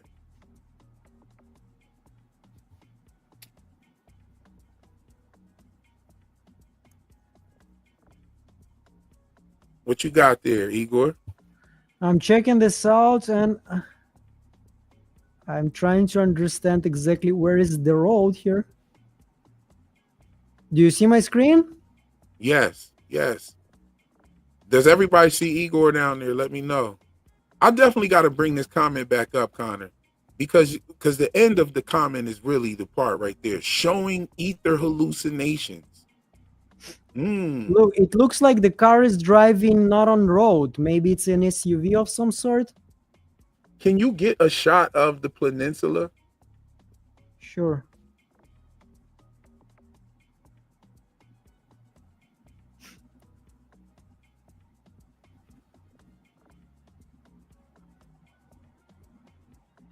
It looks like, Cobel was driving back there and the car was coming, the Lumon car was coming from somewhere here. Like this is where she arrives, and you see it looks like the road is stopping here. But this over there is where, like, beyond the house is where the car was coming from. So how is that even possible? Or they could have been on water. They could have been Let's on get water. again here. I mean, they might have had like a tank or some shit. I don't know what the hell they did. That's a very good question. In the ether hallucinations. I also want to say this. This episode was filmed in Newfoundland, and I'm actually going to be doing a documentary in Newfoundland in July. And I have to say that Taryn Matheru and I were supposed to go last September to Newfoundland. And I have to say that I'm so glad that we did not go while it was snowing like that. Oh my Like, God, yeah. I definitely do not want to be anywhere near no shit like this in the snow. You know what I'm saying? I'm checking tires. I need chains for my tires. I need everything. I don't want to see any shit like that at all. You know what I'm saying? But we're going in July. So and we're going to be shooting a documentary. And if you would like to donate to that documentary, the documentary is going to be about the Beothuk. Okay, the Beothuk is the first Native American or Native indigenous people to make contact with the Europeans in the island of Turtle Island, in the land of Turtle Island, which is America, pretty much. It was called America. It was called Turtle Island, and there was no Canada, and it wasn't split up. It was all one landmass, and they recognized it as that, and they called it Turtle Island. And the Beothuk was the first to make contact with even the Vikings, I believe. The Beothuk made contact with the Vikings and Leif Erikson as well. So we're going to do a documentary about that. And it's so crazy because we were going to do this documentary because of the TV show From. Now, what's also interesting is that the Smile Monster and Father Khatri are both from Newfoundland as well. And this was shot in Nova Scotia, which is kind of far away from Halifax. Is kind of far from there. It's not like really close. It's not that far, but it's not really close. But I found it interesting that Harmony Cobel says to what was his name? Hampton. I call him Young Ether. His name is Young Ether. You know what I'm saying? Young Ether, the pimp / hustler. You know what I'm saying? But Ether, Young Ether, she says to him, Harmony Cobel will topple my toboggan or some shit like that, right? Now, toboggan, actually, a lot of people, it is believed that toboggan is a Micmac word. And the Micmac tribe is now located in Nova Scotia, where they shot From. And I noticed so many different other connections to From. There was a couple more in this actual episode. There was a bird cage on Sissy's shrine or her altar. There was a bird cage on her altar. Did y'all notice the bird cage? No. Hmm. There was some birdcage symbolism there. Hold on, let me see if I can find it. I know I had put up all these pictures of Gemma, but we'll find that birdcage. Uh, no, it's not there. Oh, okay, yes, it's in this last episode. So yeah, I have it in another folder. I'll pull it up at some point. But yeah, there's a birdcage, and that symbolism has been in a lot of different shows lately, as of late.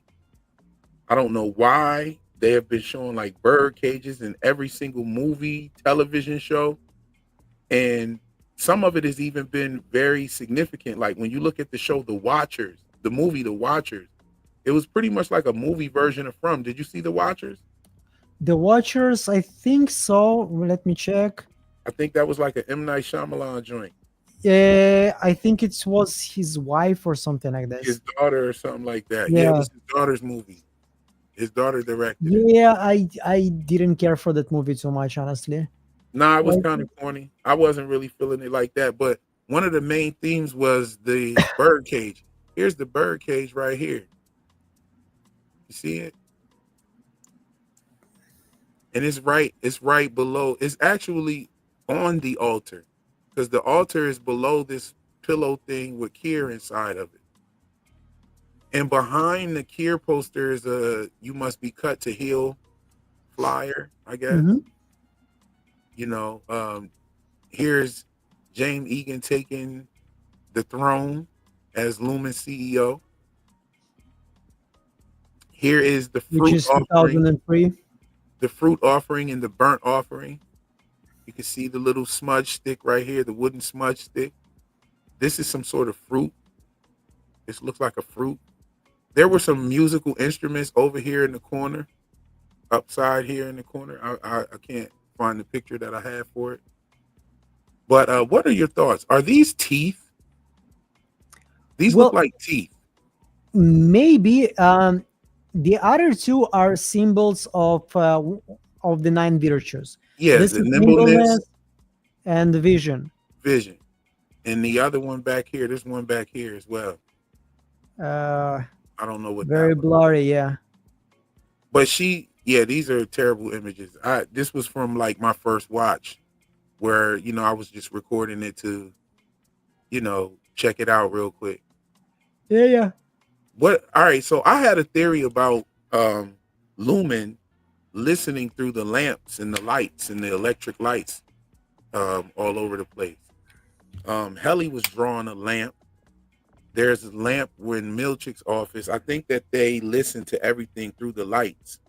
Lumen is listening. And I noticed that there were no electrical lights in this town of Salt's Neck. What are your thoughts on that? Can you repeat that, please? There were no electrical lights in the town of Salt's Neck. Uh, we haven't seen on the night we have seen only her house. The Sissy's house. Even And in the diner, there was no electricity going on. They didn't have no music playing. They didn't have anything rocking. I mean, they don't have any. Like the town is They did dying. have some music playing. But I don't know if that was just background music or if it was actually going on, if it was score music or if it was just going on Well, in the show. they gotta have some electricity in the real place because they were filming in the real town. So Right. they have And so, but some we didn't electricity. see any of that. So yeah, I don't know. Like, I don't think there's too much of a significance there. I don't know. Like, once again, the esoteric symbolism is not my strong side, so I'm Mhm. gonna leave this one to you. Oh, and this is not necessarily esoteric symbolism. I'm just simply saying that I think that Lumen is listening through the lights. I think they're listening to things through the lights. They Ma- have the lights everywhere, the lamps everywhere. I think that Lumen is listening is that double meaning that they're saying they're listening through the lights. we know that they're watching through the screens. So Mhm. maybe, I don't know, like maybe there's also like in every light there is some kind of a device that listens. That's possible. Um, Then again, like the Sissy, she had like a phone. I don't think she even had like a mobile phone. She had like this stationary old phone, that when you're supposed to Yeah, swipe the she had the numbers. old phone, like a rotary phone. She had one of them rotary style phones, but I think it had buttons on it. It might have had buttons on it. Maybe, yeah. Okay, so let's talk about this real quick. What do you think about everybody being sick in the town? Well, it's easy. They're all sick after working in the factory, like working with ether all the time, doing 10 hours shift when they were like young children. Obviously, Okay. it's not going to be good for your health, and this is why probably Cobel's mom was also sick, and this is why she had problems, breathing problems. Okay. Now I think that they're sick because there was an alcohol spill in their water supply. Did you see my video on that? The late I told you, like, the last video of yours, I haven't checked this one yet. Okay, so I did this video where I went. Okay, so after I think it was episode 6, I I I went on. I tried to find the actual Chinese restaurant that they filmed in, and Yeah, I and found their Instagram page. And on their Instagram page, they had a lot of dope shit like that was Lumen articles and all kinds of stuff on there. I'm trying to pull it up now. Hold on, I'm looking for it. I just dumped all this stuff in here, but there's an article. It's definitely. Okay, I know where it is. Give me a moment. There's an article about an alcohol spill in the town, and I was noticing that a lot of people were thinking that they were sick from working in the ether plant, and I think they're actually sick from this lumen spill. it is possible, but I think we're not gonna get back to this town anymore. I don't think we'll get back to the town. However, the So I don't story. think we're gonna get an answer like to this. Like, Let's look here. Eh, I don't know. We might get a story. That's probably what I mean. If everybody hates this town, then that's probably what it's about. Like that's probably because they spilled. You know, why do you think that why do you think that the town hates Lumen? well, once again, their life was ruined by Lumen. So they were all working. They were all abandoned by the town. Um, so it's pretty much I was not really liking people that fired me a couple of years ago, and they were treating me very well. So if somebody would like make me work until from the age of, I don't know, probably 6 or 7 for 10 hours shifts, uh, build my life around this factory, and then just abandon it and, like, deal with it by yourself, and leaving everybody to deal with the repercussions of this kind of job with the health problems. Yeah, I would probably also hate this company very much. So I don't think there's more here than just being shown to us in the episode. But once again, this is my opinion. I'm always open to be wrong, and if there is something deeper there, it's cool. Okay, so this is very interesting because this article in the world of Severance has to be some sort of new article, right? And this has to be taking place around the time of the MDR uprising, because here they're talking about this is the MDR uprising article. This event marks a new lumen. Less than a week has passed since 4 Lumen workers have brought the notion of severance reform to the world's attention, and already the world has come out to say thank you. A celebration was held Saturday on one of I can't read that letter word back there, nation's most well-regarded peninsulas to honor Mark and Helly. So one of the well-regarded peninsulas to honor Mark, Helly, Irving, and Dylan, the now famous innies or severed workers personas who enacted the last week's heroic intel leak at the still revered Lumen Industries. So this is a non-redacted uh version of that same article. Can you Right? send me this file? I don't have it. Like, where did you find it? I screenshot it off Instagram. I'll send this to you. Thank you. I should So definitely read I'm this. dropping it to you in the WhatsApp right now. Thanks. So yeah, there's some sort of connection here with why these people are really sick. So not only this connection that it's this article, right? But this article is in the same newspaper. You see what I'm saying? And they purposely cut the part off where there is the date on here. But it's obvious this dates it for us. This tells us that this is around that this article came out after the MDR uprising. And we are at the point in the story that is after the MDR uprising, right? And so we're also at the point in the story where they're now showing us Salt's neck and people are sick. And they're also showing us that people are disgruntled with Lumon, right? So, you know, this now let's go back to June's band. June's band is important in this story because June's band is important in this story because the song Fuck You Lumon. Fuck You Lumon, right? Being the song, and in the lyrics he said, "Fuck you Lumon, you took my first love." Now, this could be them saying like how people were dying in this town of Salt's Neck. You know what I'm saying? Salt's Neck seems to be a neighboring town, but it's far actually. 293 miles is pretty far. You know what I'm saying? Sure. You know, so it's out there. But yeah, I'm not sure. I don't know. I don't know everything. Well, this first of all, this is great. This newspaper is absolutely awesome. Like tomorrow, when I'm gonna be a little bit rested, I'm gonna go through it and read everything. See if there is something that I'm seeing there. I was able to get a better copy of it too. Here, I'm gonna send you that one as well. Anyway, real. I'm like I'm a bit tired. It's almost midnight. And I can barely already hold on. Maybe you can continue without me. Yes, indeed. Yes, indeed. I'll rock out for a good 20 more minutes here. 10 more minutes, actually. I'll see if anybody wants to come up. Let me see if anybody wants to come up and ask you a couple questions. You mind?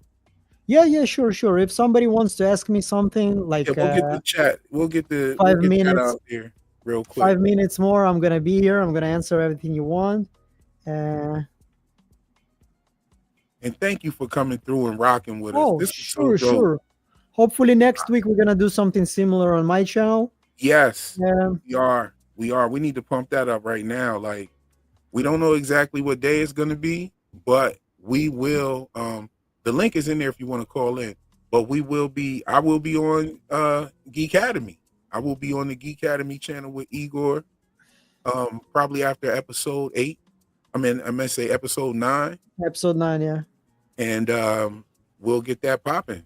That's gonna be really dope. This was a really good live stream. You know what I'm saying? Wow, I'm seeing so much love from the chat. Thank you so much, everybody. Yeah, Igor has a baby, needs sleep. Exactly. Like I forgot when was the last time when I was sleeping. So yeah, thank you so much, everybody, for support. I'm not seeing any questions, so I'm gonna probably sign off. In the building here. Corey's here. Yo, what's up? What's up, man? Corey? You could turn your camera off and get comfortable and rap with us real quick. All right. You got any questions before Igor goes? Nah. No? No, I just had something I was gonna ask you about. Okay, go ahead. All right. Well, if he wants to leave, he could go. Sure. Oh, no. He's gonna rock out for just a couple more minutes, real quick. But go ahead. Okay. So the Harmony, when she was 8 years old, she said she she was huffing the ether, and then she didn't never do it again. So was she working? She didn't leave till she was 12. So from 8 to 12, she had good self-discipline to not go huff the ether again, right? So I was thinking about that, and I was thinking about the relationship with the auntie, and how the auntie's pretty strict. But like over my life, I've seen that same type of relationship where maybe like an auntie is the one who kind of ends up raising the kid, and it's kind of extra strict, and it's kind of like a tough love. So I was just tripping off that relationship a little bit, like how even though the auntie didn't really show Sissy, she didn't really show the love. Like, I think in the end, of course, she wanted her to get out of the city and go have a life somewhere else. And maybe she was the one who was like strict on her, making sure that she didn't turn into a drug addict. But you know what I'm gonna tell you, I got Igor's on the testing floor real quick. I'm gonna just hold him on the testing floor for 3 more minutes, y'all. I was just waiting on somebody to make some comments when he said he wanted to go. I was, nah, Igor, let me just hold you here for a couple minutes. I got him on the testing floor, y'all. I was just fucking with all of y'all with that. Igor, you can go ahead and go, bro. Good night, everybody. Good night, my brother. Thank you for joining me, yo. You know I had to throw something slick in there real quick, y'all. You know I had to go ahead and throw something in there. We got Joy. Tried to send him home. Yo, my bad, y'all. My sense of humor is kind of strange. But yeah, that's funny right there. Anyway, we got Joy up here as well. No, I think what you're knocking on a serious door right there. Right. There's some very serious points that were made. My bad, yo. There were some very serious points made with her huffing ether at 8 years old, her leaving around 12 years old. And then the other note was that when Sissy said that, I'm still trying to hold back the laugh. I see some people commenting on it now. When Sissy looked out the window and she saw Hampton out there, or young Ether out there, she was like, I don't want that peddler out here. You know what I'm saying? And Harmony says, you gave him his thirst for this stuff. Right. And she called her a liar. So all of those are some real deep dynamic. Yo, all right, y'all. I did it. It's funny. Big X said free Igor. Yo, that shit was funny, yo. I knew my man had to go because he's like 7 hours ahead of us. That's what I'm saying, yo. Drizzle gets me. That shit was funny. Anyway, that's my man Igor though. He get it. He know I was just playing with him. He had told me he was tired in the WhatsApp like a long time ago, like 10, 15 minutes ago. So yeah, that's all that was, y'all. But damn, I can't get on track with what you said. What you saying is some fire too. I'm trying to get on track. But no. Yeah, so what was that about when she blamed Sissy? I didn't really. You had mentioned that in the live, I think, and I was wondering what that was about. And didn't she have like a certificate? Who was the certificate for that was on the wall? Was that for Harmony's certificate of achievement for being, you know, the one I'm talking about? No, that was Sissy's certificate of achievement for being the best quarterly matron. So like Sissy was like the house mother. Right. The chat screaming at me now like, Turn it back! God damn it, stop doing! Yeah.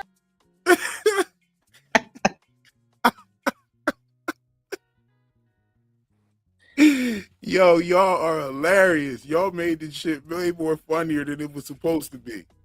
All right? No, seriously. She did some shit. Sissy was on some shit. And we cannot leave this live stream without talking about how Sissy slapped the bullshit out of Harmony Cobel. That right there tells you everything you need to know about Sissy. Sissy is with every bit of smoke. And she's with every piece of it. You know what I'm saying? We met the only character who could put Cobel in her place, even if she was dead ass wrong. Right. You know, being a soldier of Kier, you know, even if she was dead ass wrong, she put Cobel in her place. Oh yeah, she definitely did. We also have Oates and Connor's up here. What's going on, Connor and Oates? Hello. You know what I'm saying? I got a thing real quick though. You heard of Hall and Oates, but we got Connor and Oates. Real quick, Cobel was calling her mother. Is that actually her mother? Because Drummond and Helena were calling James father. Like, not, you know, like it was very formal. Like, are these people, these children's actual natural biological children? That's a good question. I don't know. Now, here's what I think about. Here's what I think about Cobel calling her mother. The language and stuff that they use in the dialect, and not the dialect, but the verbiage that they tend to use there, I could see them calling her mother. I completely agree with that, which is why it's completely bullshit. They tried to reprimand Milchick for speaking the way everyone speaks in that organization. Right. That was crazy. That definitely was crazy. You know what I'm saying? Big Heck said, I'm gonna smack the Kier out of you. Shit, she was trying to slap the Kier back into her. She, you know what I'm saying? Like, that was crazy. But yeah, that definitely, when she called her mother, when she said mother, I've seen people in movies say mother. You know what I'm saying? Like, but they say my mother, like it's possessive. Or they even say, like, I've seen say, have you spoke to mother yet?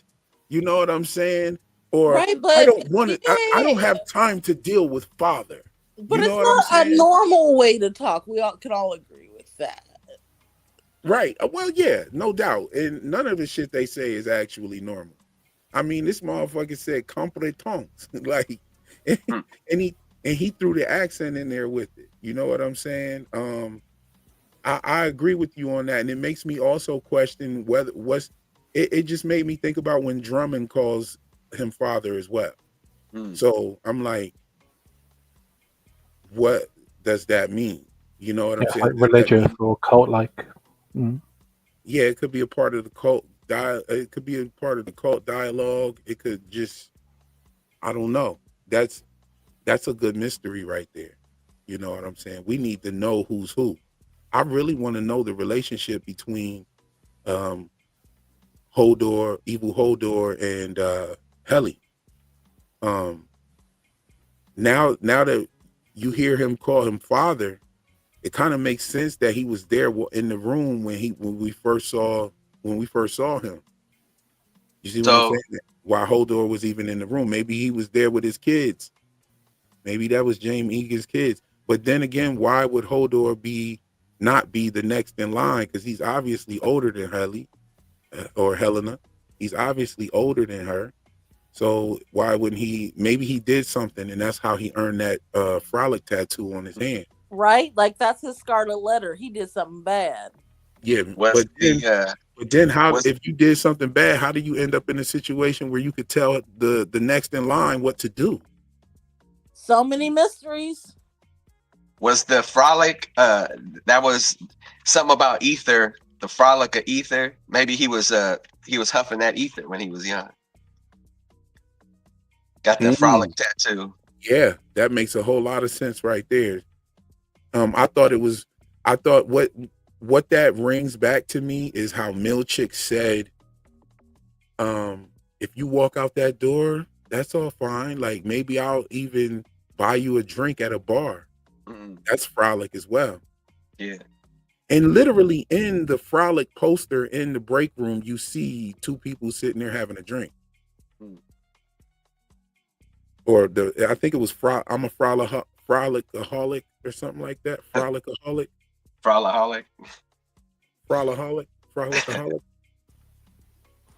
It's a new one. Hey, Real, I've tagged you on the Discord with a screenshot of the peninsula. Because I saw some really good comments from people saying maybe there's like a U-shaped road or something, but That shit's in the middle of nowhere, man. Yes.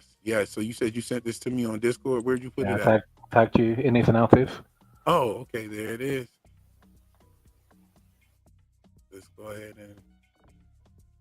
So I have a theory about Cobel and what's her name? Sissy. Okay. Drop it. So I was just making sure I was in here because I didn't know if I was being heard. Okay. So when we look at the door frame, we see Cobel's height from age 9 to age 12. Who is that, by the way? This is Oates. Hi. Oh, okay, Oates. Okay, Oates, there you are, Oates. Hello. So yeah, we see her marked her age from 9 to 12. So in my head, I'm like, okay, she said that the last time she got high, she was 8. So I'm like, did Harmony and Charlotte move in with Sissy when she was 8 years old? And then that's when she started getting indoctrinated into all of this Lumon. Ooh, that's very good point. Right. Like maybe her mom died, got on hard times, and had to move in with Sissy. Yeah. Maybe her mom was sick, is why they had to move in. That's what I'm thinking. Like that's like she couldn't take care of her by herself, and so they went to stay with Auntie. Does this mean she went to the Winterside School when she was 12? Yeah. Well, that's what I assume because that's when her age mark stopped. That's when her age stops. Yeah. But also we know that Miss Cobel was some kind of wonderkind. She was just a slave working in the ether factory, but she showed promise. So they plucked her from that factory and put her in the fellowships and the programs and in schools. Well, but I think she did her fellowship at the factory. I'm not sure. I think she was doing an apprenticeship, I think. And the fellowship is at the school, is how I interpreted it. Well, the fellowship I don't think that they put their promising young people on an ether vat at 8 for 10 hours. You know what I'm saying? Well, but she didn't go to that school when she was 8. She didn't go to the school yet, though. Probably, if she was probably working in the ether factory, and then started going to the school. After 8, which is crazy because if the last time you did ether was 8, when the hell was the first time? How long you been doing ether, little young girl? If the last time was at 8 years old, like that's crazy. And then the last time is at 8, and then we see her start tracking her age from 9 to 12, which is only 4 years. Now, maybe she left, maybe she went to school. Maybe she went to school but didn't go to the school where like you lived there yet or something. No, I'm serious. Hear me out, you guys. That town is dying. It's dead. Everybody that lived in that town and all those children that were working those vats for 10 hours didn't get plucked out of there to become Lumon management. Cobel was special. But I'm saying right. Sissy said something like, I'll have to find the transcript, but she said to her, even for basically like, you've showed so much promise, even just to be a manager at an ether mill or something like that. She said, I'll find it. Yeah, it was something like that. Yeah, all of that is very... See, this is why this episode was so good, because it gave us so much information just to look back at and see certain things. No, what Sissy was saying was that you showed so much promise. You did so well, but Drummond had been there before and had given her the lowdown on that Cobel fucked up.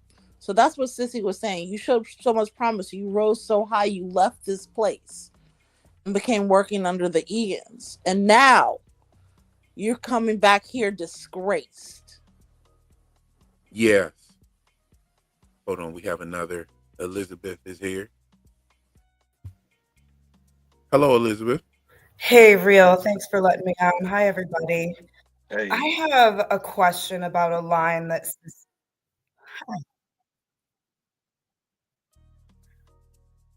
Are you there? I am. I've got a little bit of feedback. It'll probably stop in a moment. So my question is, You need to mute, Close it on YouTube. whatever device is playing in the background. okay, how's this? Is this better?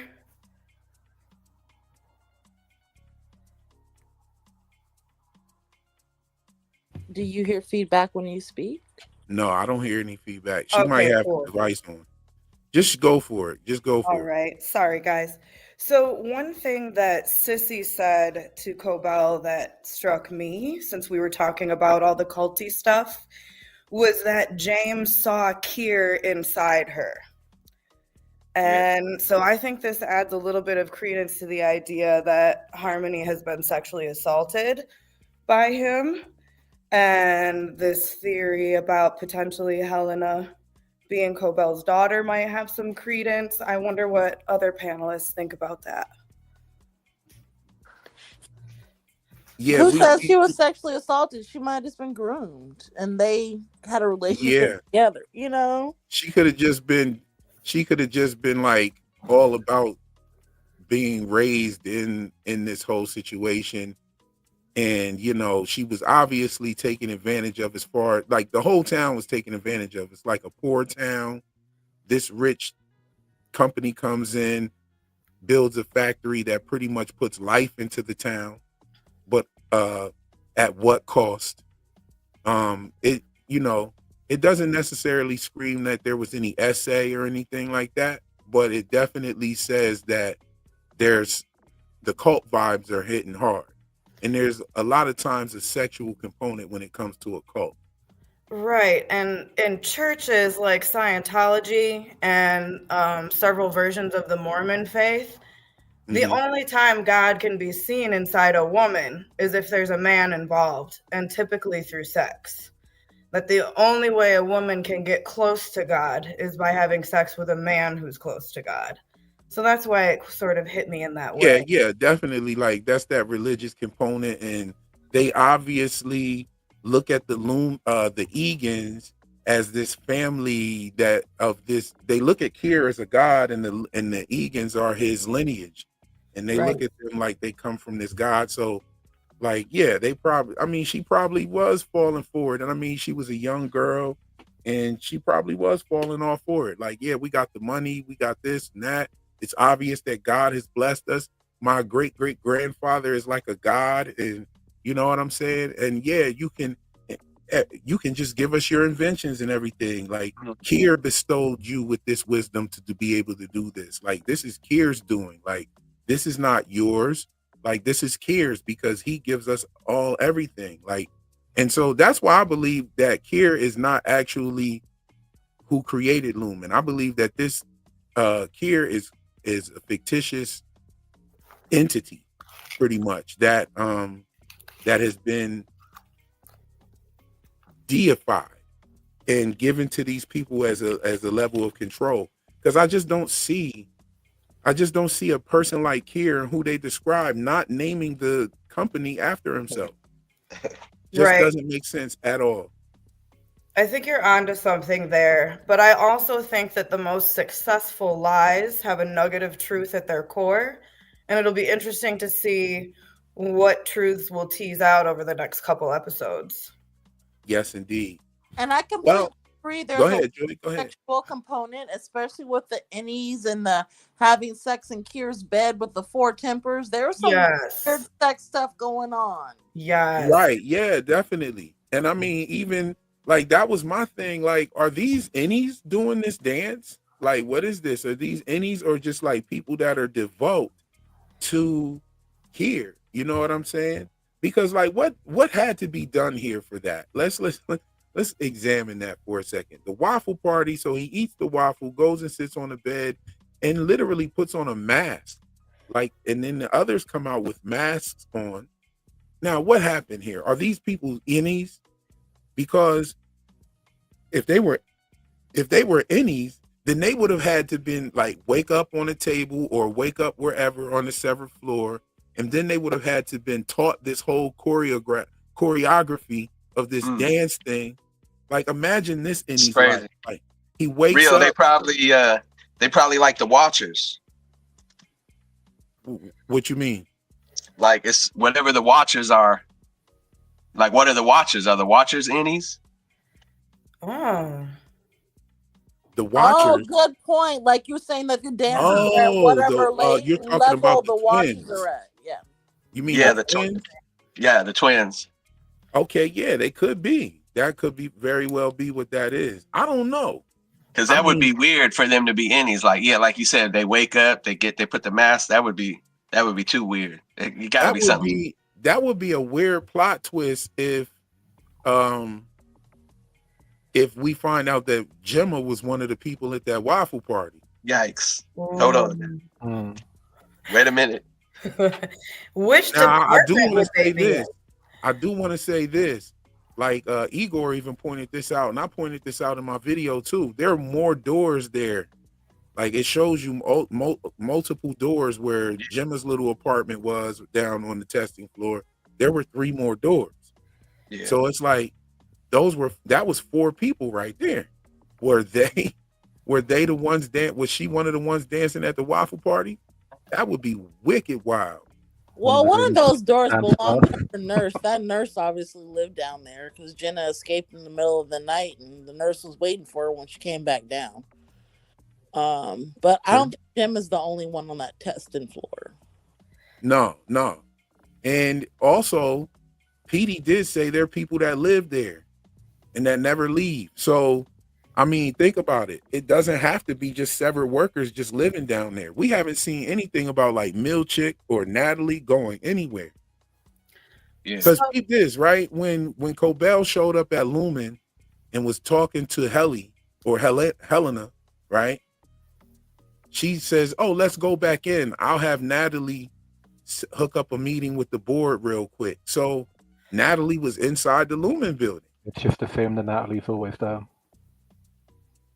You know what I'm saying? Like, that, I don't know. Like, these people probably never leave. Milchick leaves. He came running back from outside because he had his jacket on and he was out of breath. And he had like a bag with him and everything. But you know what? I think that was when Gemma tried to get off the testing floor because he was out of breath when he got to the door to tell her to turn around and go back down. Yeah, that's what I'm saying. But we've never seen leather jacket on. We've never seen Milchick leave to go home, though. We've only seen him leave the building to go on errands for work. Right. Right. Like Ben Stiller has said before, some things are just assumed. Okay. You know? Right, yeah. That's fair. But even that morning he came late and grabbed those balloons, I think that was the morning he stopped Gemma in the elevator. Yeah, that's what I just said. Yeah. The morning he grabbed those balloons and came in late, I thought that he could have been with Gretchen because that was the same day she came in.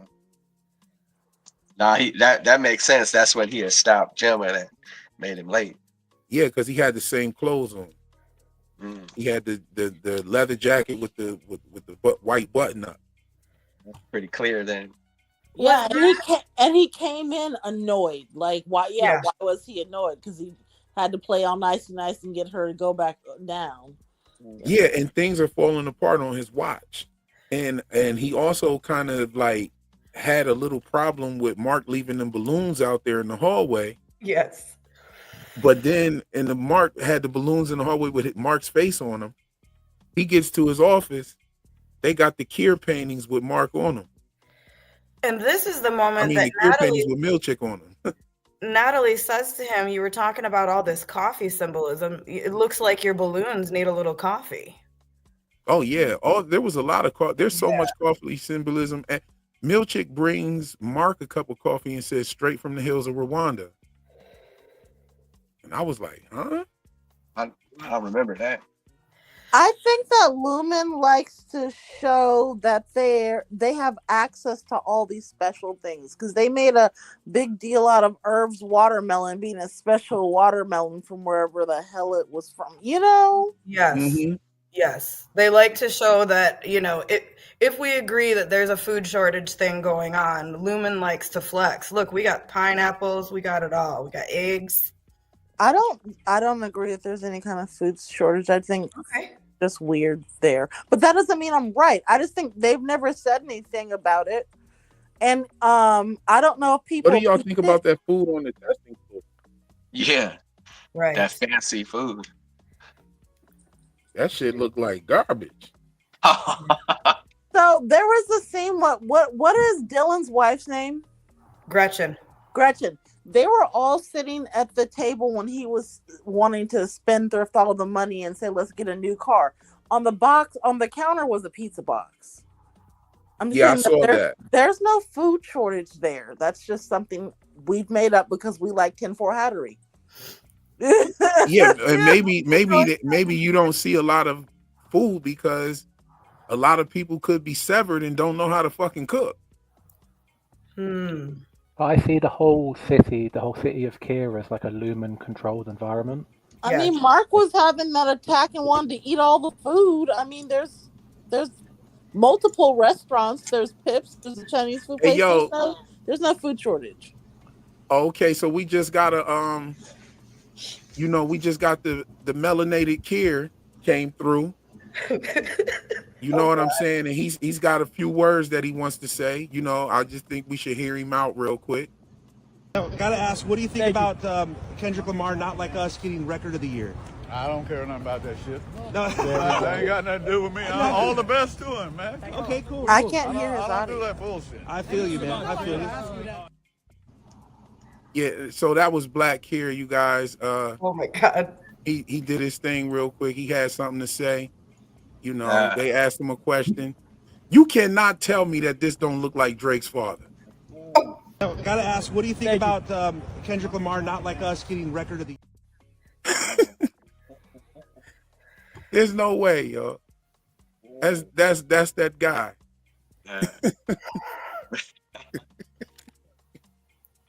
Hey, Phil, did you get a chance to watch that interview that the actor who portrayed Kier did on Sci-Fi Vision? No, I didn't. So it was real interesting because he said when I went to read for the part, there were all different types. So no one knew who they were gonna pick. And he was like, and then when I did get it, they were like, okay, this role is like you're playing a dead person, so you're not alive in the show at all, and you're just gonna sit for a painting. That's all that's gonna be of you in this show.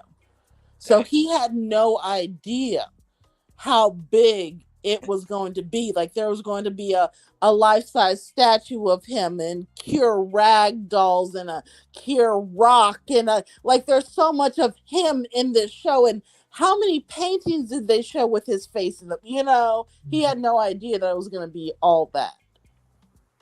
Yeah, I definitely have to check that interview out. I'm gonna tell you something. If y'all sleeping, if y'all not hip to Sci-Fi Visions, she's in the Discord too. She drops her links in the Discord. She has some really dope interviews and stuff like that.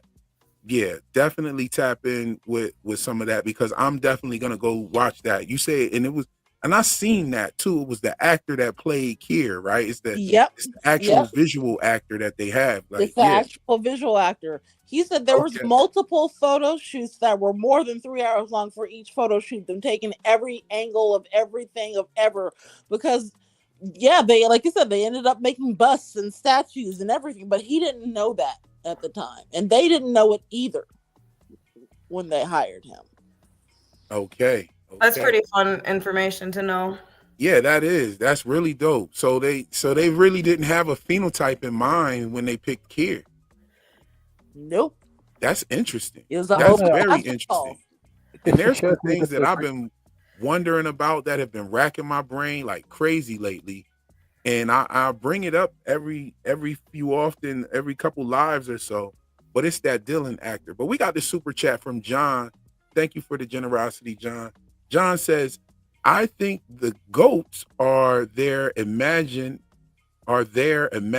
creates hell, and that any Irving will wake up in the body of a baby goat I'll expand further in the comments. And let's see what John has put down. Where you at?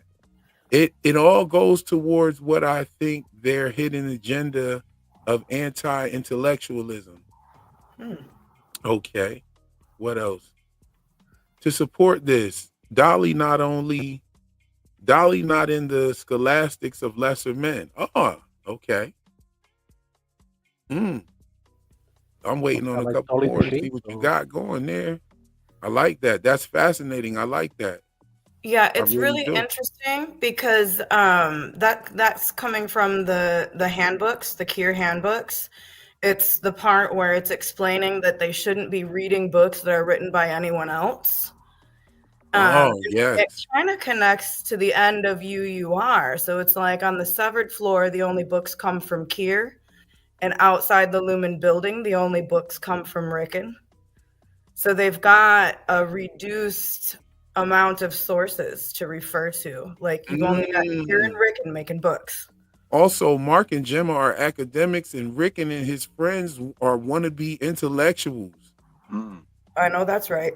Also, Fields calls Bert a Philistine. Yeah. All of it.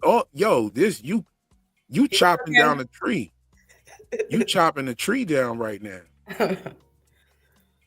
I'm fucking with this. I'm glad he brought up Irv because one thing I have not heard anyone talking about is that weird pinball looking machine in the new break room. And it had like a little video game going during Irv's bereavement service. And that's not a pinball machine. So were those Starry says Dolly was the original clone sheep. Yeah, Dolly was the original clone sheep. And she was named after Dolly Parton. Oh, that's wild. That's wild. Well, you guys, we've been rocking for 2 hours and 22 minutes. We're gonna go ahead and cut this live stream. I want to thank all of you guys for joining. Shout out to Geekademy. Go check his channel out. If you're not on his channel, go subscribe. You know what I'm saying? He's got some really dope frame by frame analyst type style breakdowns over there. We love Igor. He's a good dude. Also, I have reached out to Helly Refined. So be on the lookout. We might be doing a live stream as well together. That's very exciting. You know what I'm saying? Oh yeah, she's another esoteric enthusiast as well. I love her channel. I love what she's talking about. I'm a student over there. So yeah, I'm gonna go ahead and end this live stream. This was a great live stream. I'm definitely gonna re-listen to this and go over the chats. I always leave the chats up just in case there's some great comments in there. I like to go check those out and listen to the chat as well. So yeah, if you guys are not hip to Helly Refined, it's HellyR.EFINED. And go subscribe to her channel. She's dope. Shout out to all the creators out there doing this. You know what I'm saying? Reach out. We got to get some more of these going. We need some more. The miscellaneous Gab, she reached out to me in the chats. So yeah, these are always good for the community to do these streams like this. I think it's dope. I think it's dope to bring people up on panel. And this panel was the best panel. There wasn't too much over talking. I was guilty of it if it did happen, and I apologize for that. But we had a great get together. I loved it. And anybody got any closing remarks that you guys want to say before we're out? Just thank you. This was so much fun. Thank you, and congrats on your 19K. Oh yeah, I woke up to 19,000. You congratulated me on the 18K just a couple of days ago. Now we're up to 19,000. We embarking on that 20 very fast. 20,000. Yo, share this live. Share any of my videos. Go check out my latest video, and share that out there to somebody who likes Severance, who loves Severance, and they like dope theories and stuff like that. And I'd love to engage with them as well in the comment section. But anyway, just a little something to think about while we wait on the next episode. That's all for the live stream today. I'll catch you in the next one. Peace. Thanks, real.